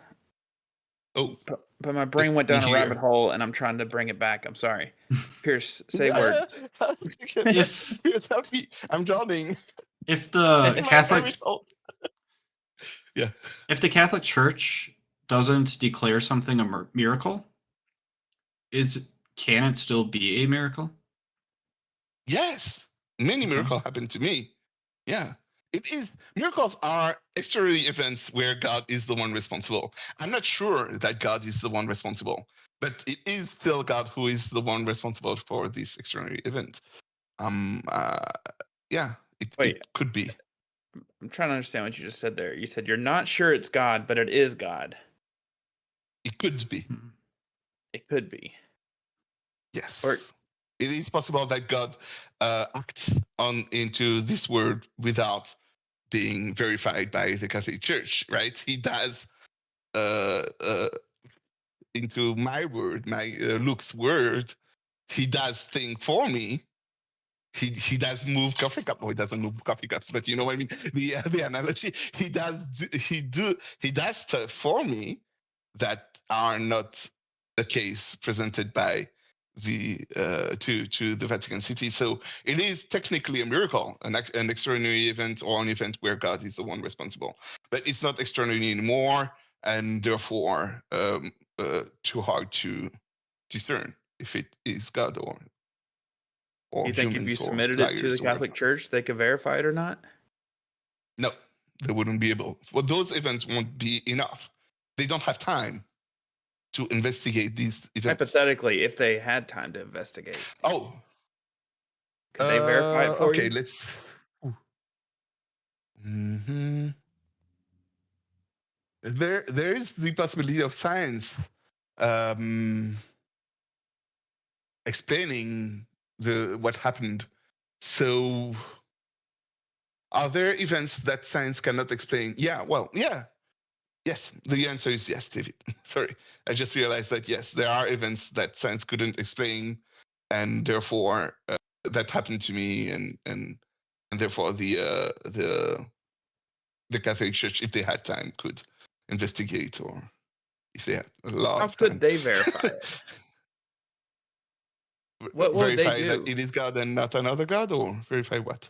That it is a Which part? miracle, that it's not just a natural occurrence, that it's something so extraordinary that it is God's doing, that is out of the natural order. Okay, David, it is really important that you understand that it is a natural event. It is a natural event. The miracle are natural events. In the way I say that, they are not sure natural. They are natural events, not unexplained, yeah, but they are natural events. They obey the laws of nature, not the ones that we know of, but they still obey the laws of nature. Even the resurrection of Christ, which is 3 days after he died, is a miracle, an event that happened obeying the laws of nature. We just don't know how it happened. We don't have the knowledge yet. Maybe one day we will have the knowledge. We would understand how Jesus resurrected 3 days after. But that's it. It's still a natural event. Yes, Pierce. If everything is a natural event, how could we determine if it was a god or not? The same way we determine which one moved the coffee cup. It's a natural event, moving the coffee cup, but we know that Pierce or David was the one who moved the coffee cup. You have a natural event and you have a cause, somebody who is, or something, somebody, yeah, God is somebody who is the cause of the event. How could we Or know if it direct cause. was? It's not a cause. How could we know if it was David, or if it was caused by an earthquake? The reason why it moved. Usually it's testimonies, other people, camera filming him moving the thing. You have evidence that you can bring saying that it's David. The David words are evidence for him saying, "I moved the coffee cup," not the trembling of the earth, and the fact there is a trembling of the earth is another evidence. Was there enough trembling to move a coffee cup that far? Like, I gotcha. there's I many gotcha. ways to know. But what if, Okay. what if we kept Pierce, I'll let you just thought out, and then I got another question. Okay. Like, you gave these examples of evidence to how we could, figure out whether it was David, the earthquake. Is there that Yes. same kind of evidence for a God in miracles? Which God? Yeah. So, like I said, each God has his own rules, definition, right? Things that he can do or cannot do. The Hindu God has a definition that is different than the Christian God. Right. This might be a language thing, but the way you're Okay. saying it sounds like you're saying there are multiple gods that exist. But I think what you're trying to say is we look at the characteristics of the gods that are described and we try to match the event to those characteristics as we know them. Is that what you're saying? Yes, it doesn't have to exist. Like I said, I used Steve, fictional character that I just invented to move the coffee cup, and I can give you arguments for Steve, but still, because Steve is not real, I can still give you arguments for him, but I will not have enough arguments to convince you if it was really Pierce who moved the coffee cup, right? If it was Pierce who moved the coffee cup, let's say he's the one responsible. So let's say that Pierce is the one who moved it, and I come with the claim, no, it's not Pierce, it's Steve, and I have proof that it is Steve, and I say I invent proof. I say it wouldn't be. It's not possible that it is Pierce because Pierce was at this other place at the same time the coffee cup moved. So I have built the case for Steve, but Steve do not exist. So at one point, the arguments I bring will fall apart because Steve cannot be the one responsible for moving this coffee cup. This other God cannot be the one responsible for this extraordinary event because he doesn't exist. Analogically to Steve, the Hindu God wouldn't be able to change the cracker into bread, the bread into flesh, because he doesn't exist, as Steve doesn't exist. You see the analogy here? What if there Is it was true? a Yeah, cracker-based god or a god that was a cannibal who that was the type of miracles that he focused on? It just happened to be a So coincidence. let's Sorry. invent a god. Yeah. So it is possible to invent a god specifically to this case, and in that cases, the Catholic Church would say, okay, let's move on to the next case. We have enough of them. See, you don't have enough evidence. There are many cases that are presented to the Catholic Church where there is not enough evidence to say that God was the one responsible. What There do are you think many the best cases one that is? are not recognized as miracle. What would you say like the most obvious one is to you? For God being the one responsible, Yeah. yeah, the character changing into flesh is pretty on the nose. What's the second best one? Yeah, this one is like if I were to pick of all the miracles available, you have medical healings, you have body not aging after death. Like they do not rot. Compose, yeah. Bodies of saints that do not rot, those are miracles also. There you have many kind of different miracles, but this one about the bread turning into flesh, it's really hard for other religions to say it was my God who was the one responsible. I was like, yeah.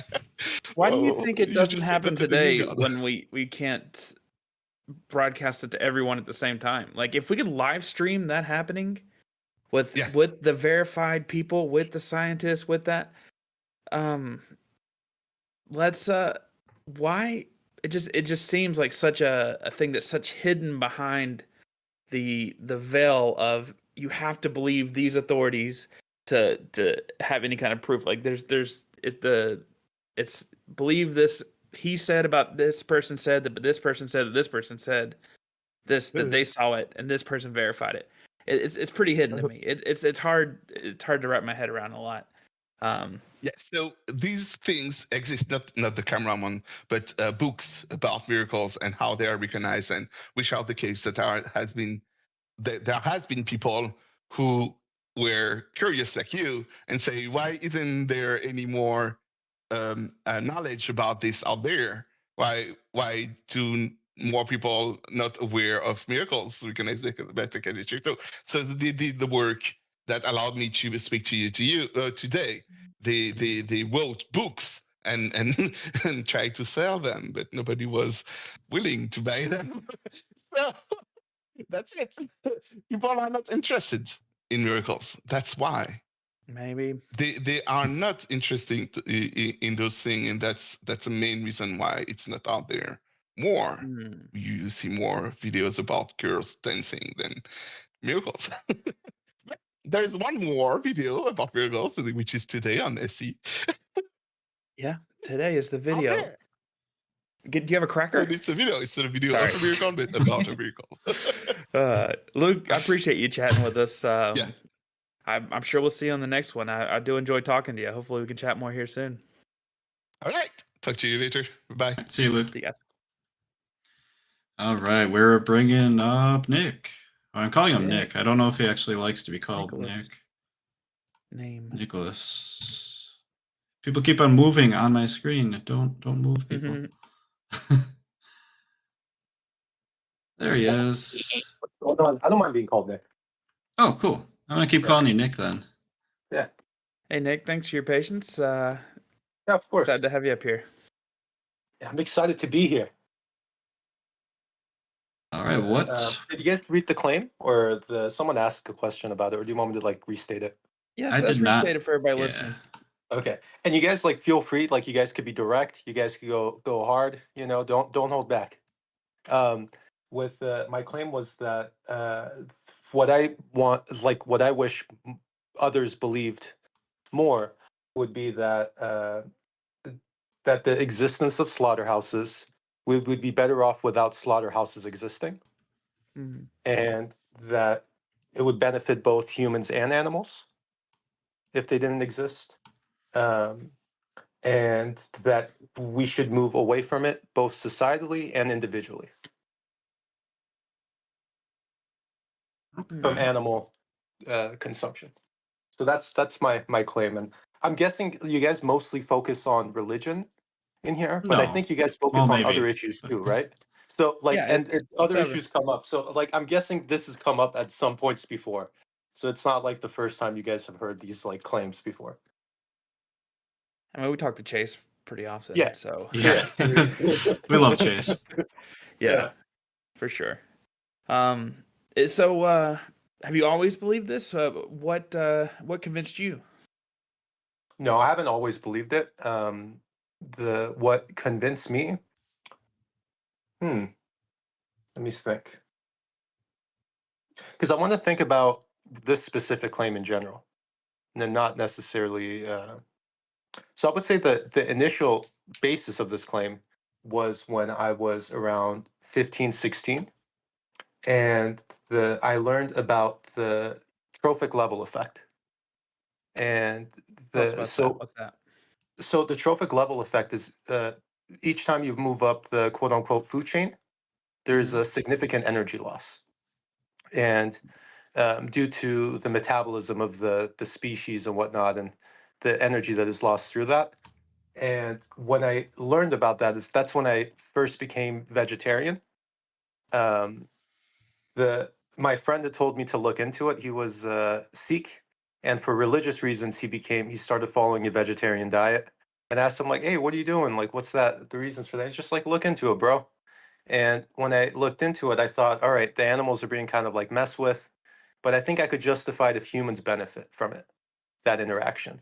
That was my thought process at the time. And then when I learned about the trophic level effect, it became a little bit absurd to me because I thought that it's not even producing food anymore, that food is actually an input because of the energy loss involved. It's not the output of animal agriculture.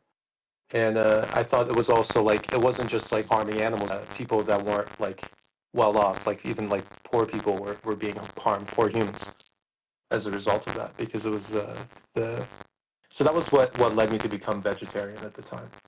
And I thought it was the interest of animals and other humans on one side, and my own personal uh, taste preferences on the other.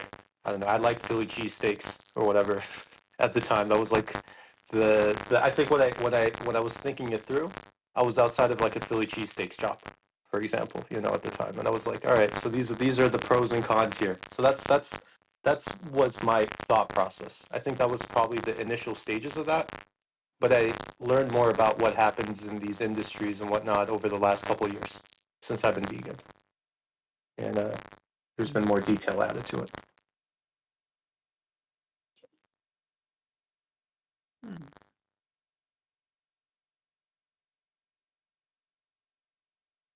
Why is it important that that animals and humans are treated well? I think that's the basis of most moral systems. So most ethical systems are based on either a sense of fairness or a sense of empathy. Those two, like, they're not the only parts of ethical systems that exist, but pretty much all ethical systems have like those two components in some form. According to scientists that have worked in psychology or in when it came to like the psychology around like moral thinking or moral behavior, those two seem to be one of the foundational ones. And for treating humans and animals well, I think that goes with the sense of empathy.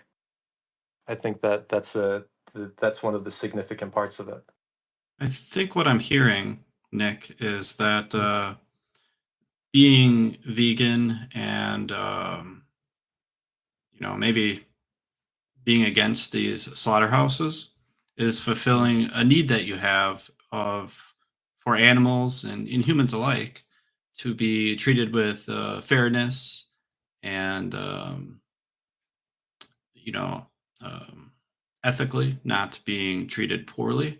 Is that kind of what I'm hearing? You have that need for such? Yeah. So for me, I mean, if you want to like analyze my needs a little bit, Sure. I would say that um, it's a little bit similar to how a lot of people reach their ethical conclusions that aren't like religious based, which is that it comes from like a sense of wanting to make the world a little bit of a better place. Same thing with most religious people too. Um, that they want to help out the next generations that are going to come by in humans. They want to feel like a connection to humanity as a whole, or to like life on Earth as a whole, and do something that outlives them in some way and betters like others in a sense. I think it also comes, if I was going to psychoanalyze my motives a little bit, that that there is that I personally have a fear of death that comes with. I was reading the book, the Ernest Becker, The Denial of Death, at some point, and it had a profound effect on me. And when I was reading that book, like I realized, like yeah, like I'm pretty like terrified of like dying. At least I was at that time. I mean, I'm a little bit more chilled out about it now. And for me, it felt a little bit wrong to, if there's this thing that I'm very afraid of, to be like meting it out so easily to others, including like animals and whatnot. And we generally justified, or a lot of the times it gets justified through like that they're lower life forms, or there's a little bit of a hierarchy there, so it's more okay, it's less bad. But I didn't necessarily feel comfortable being dealing out the thing that I'm afraid of to others. Without on a very non-essential reasons. Okay. Um, I think what I'm hearing is that you have a lot of empathy for animals and for humans, and that you don't want them to have the same fear of death that you experienced. Well, they're gonna still have the fear, right? But it's just Okay. about not making them like get that close up to it. Yeah. Like Okay. I mean, like it's not like it's gonna make the fear, like fear of death is a biological instinct in most living species. It's very hard to it's one of our most fundamental drives as biological beings. And so they still have it. I mean, even if you like pull away from, like, I don't know, stubbing your toe on, like, you know, they, there's a little bit of like a fear of death behind that, like pain sensation. Like, yeah, if you keep stubbing your toe, like you do that like hard enough, like it's gonna cause you to die. You could have like blood loss, or like it cuts off your toe or something. It's not gonna be good for your continued existence.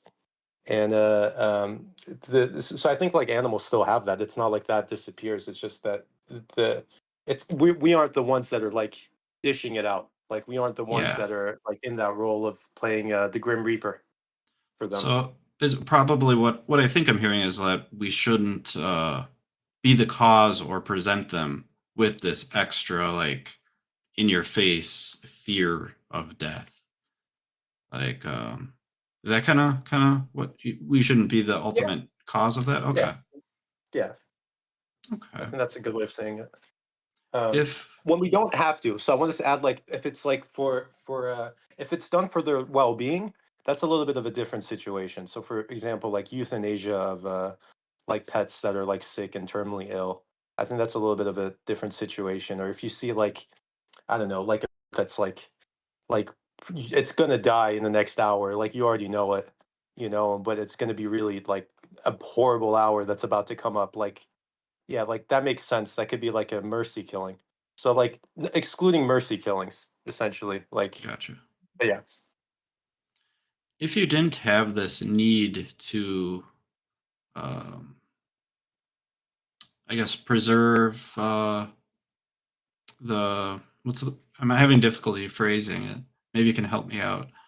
Um, Need to protect the animals from this the fear and ultimate death. If this wasn't a need of yours, how do you think you would feel about slaughterhouses? Hmm. I think I would still be against them just because of the negative effects it has on humans. So I mean, Okay. like, it's not just an animal issue; it's a human issue too. Okay. So one of the needs that is supporting the belief that slaughterhouses are bad for animals and humans is that you have a need for them to not be in direct fear of their life as being caused by humans. And for the human element, is there also a need similar to that? So when it comes to the issues when it comes to humans for slaughterhouses, right? It's that slaughterhouses are breeding grounds for diseases. They are, they say, for example, scientists have determined that about 2/3 of all diseases that transfer to humans of pathogens are zoonotic in nature. So they originate in animals and then they transfer to humans. That biologically, a lot of,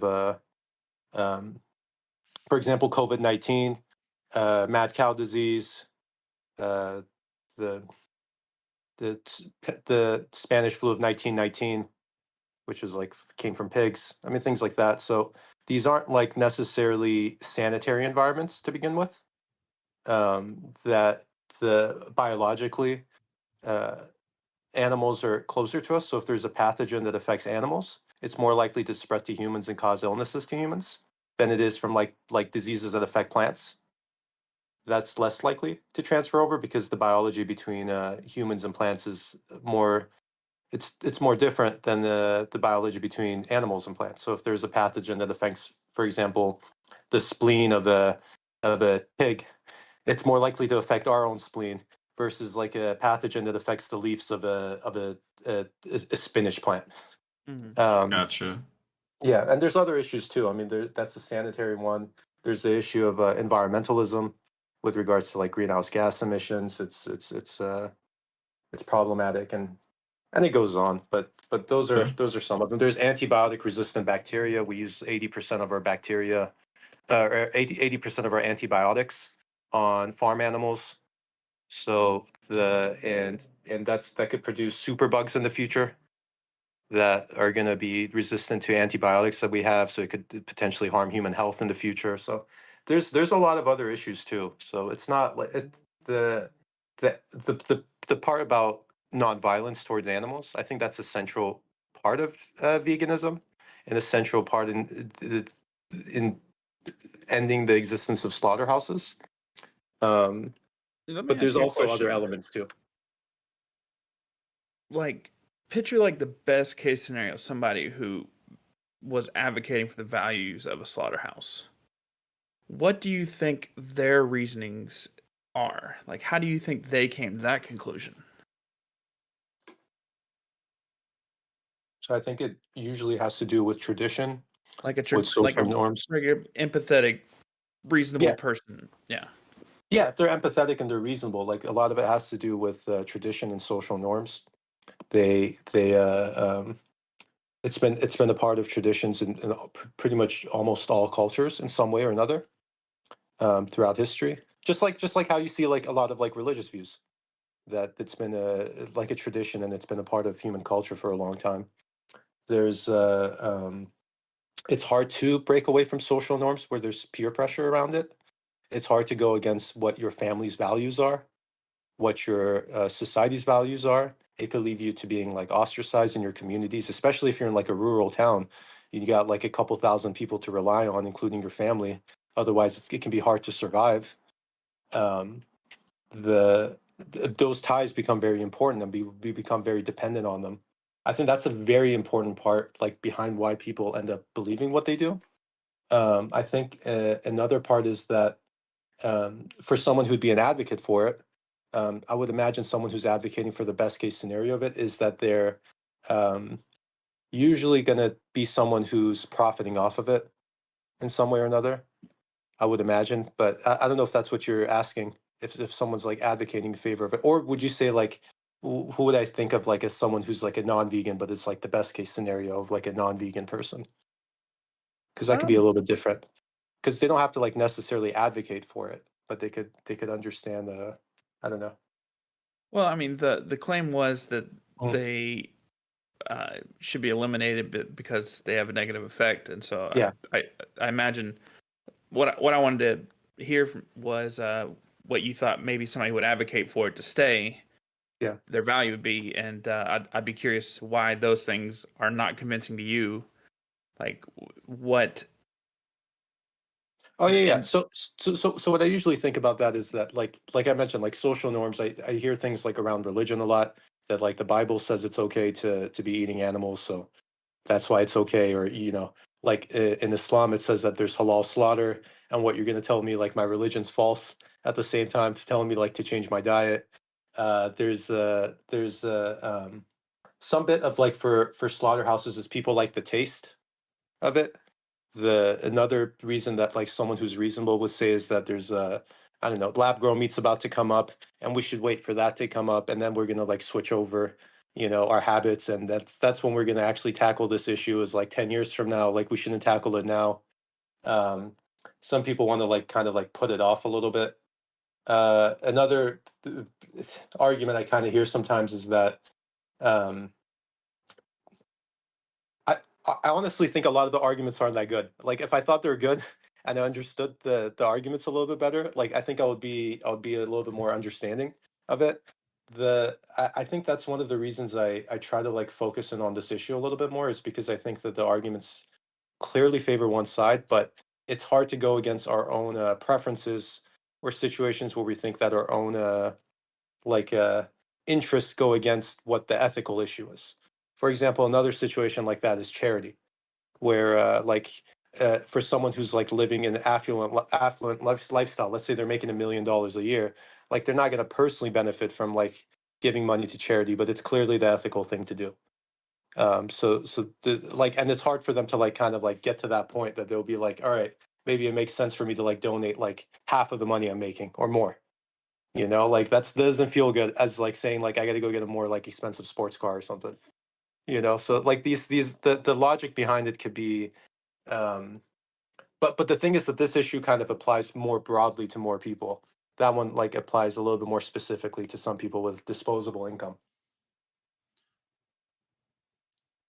I'm wondering, Nick, in this situation, and we can kind of contrast these two if you don't mind, like being in favor of slaughterhouses and thinking they should be eliminated. And then you kind of brought up the example of donating to charity or going and buying a new sports car. With regards to both of these, is there is there one side that is correct and one side that is incorrect? Yeah, I mean, if you want to say it like on 100%, like I know this because God told me, then no, because like you can't reach those kind of conclusions at 100% right at that level. But when it comes to as far as claims you can make about ethical issues goes, this is probably as strong of an ethical claim as you can probably make. It's something that I did a survey of philosophers. And about 2/3 of philosophers like thought that these were like things to do, despite most of them saying they're not doing it. So this is like something that most people recognize as a good thing to do, but they just don't end up doing it themselves and applying it because of that it comes at a personal cost to them. So there's other issues like that people had a harder time with. So for example, with moral realism, in that survey of like philosophy professors, I think moral realism came down to about like 80% of people believed it. So you have like half of the resistance towards these ideas is people that are moral anti-realist. Like they don't even believe like moral claims like exist at all. So like that's like as far as you have to go in order to like deny some of these claims. Most of the people that are like that go to deny these claims like just end up saying like just all moral claims in general, not just these two specific ones, are kind of like a little bit like they don't pass the smell test for them. And so I feel as confident in these claims as I am confident in moral realism. Hmm.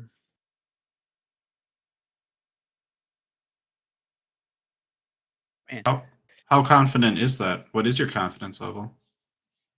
And with moral realism, Well, it's the same, right? yeah, exactly.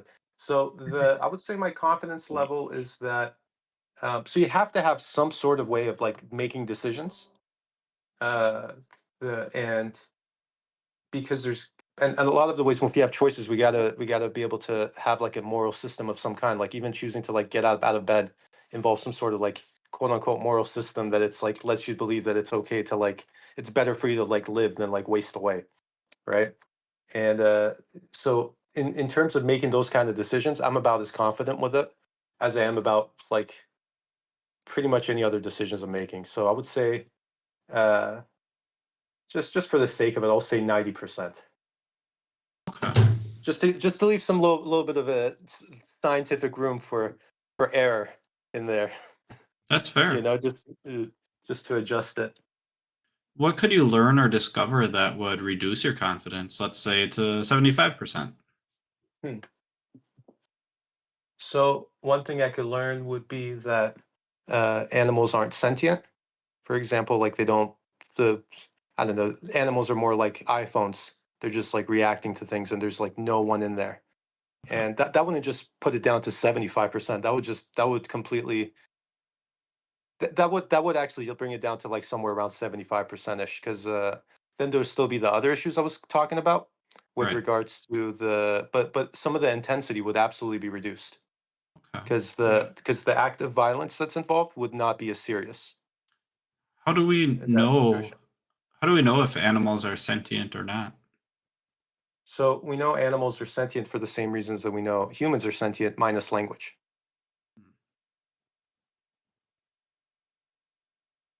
Okay.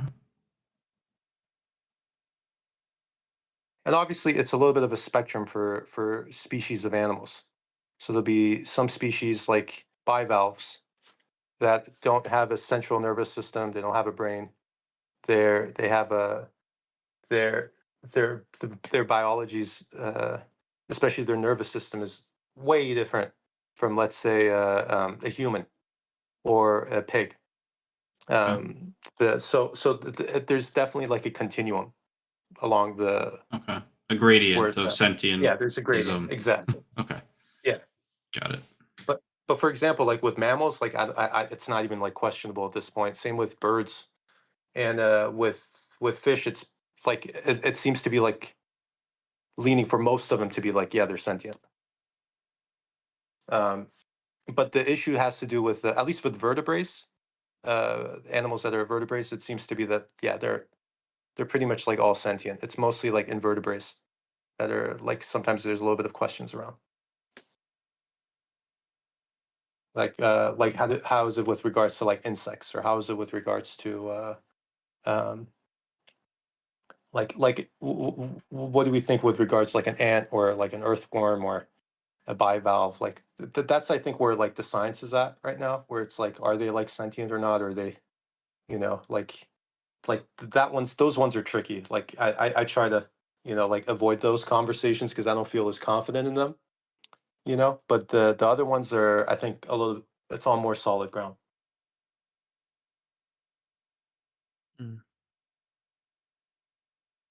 Got any last questions, David? Can we chat again sometime whenever it's not 11:30 where I'm at and it's not raining right outside my door and everything feels relaxing and it's hard to focus? It was nice talking with you guys, man. Yeah, do you have any Absolutely. questions for us? Like, no, this was a great experience. I mean, I like chatting with you guys. You guys are super respectful. You guys ask interesting questions, and yeah, like it will be nice to like listen to you guys, Oh, what you guys thank you. have to say. Yeah, Appreciate you. yeah, of course, of course. Thank you for having me on. Yeah, you're welcome. Take care. All right, nobody else has their hands up, and it's getting really late, as David said. So I want to remind everybody that if you want to learn how to use street epistemology, you can go to navigatingbeliefs.com. Otherwise, you can also go to streetepistemology.com for more resources. I can't link the Discord in the chat, but if you go to streetepistemology.com and then go to the community button, then you can get to the Discord that way. David, do you have anything else to add before we go on our merry way? Yeah, let us know your thoughts on how these kind of conversations go.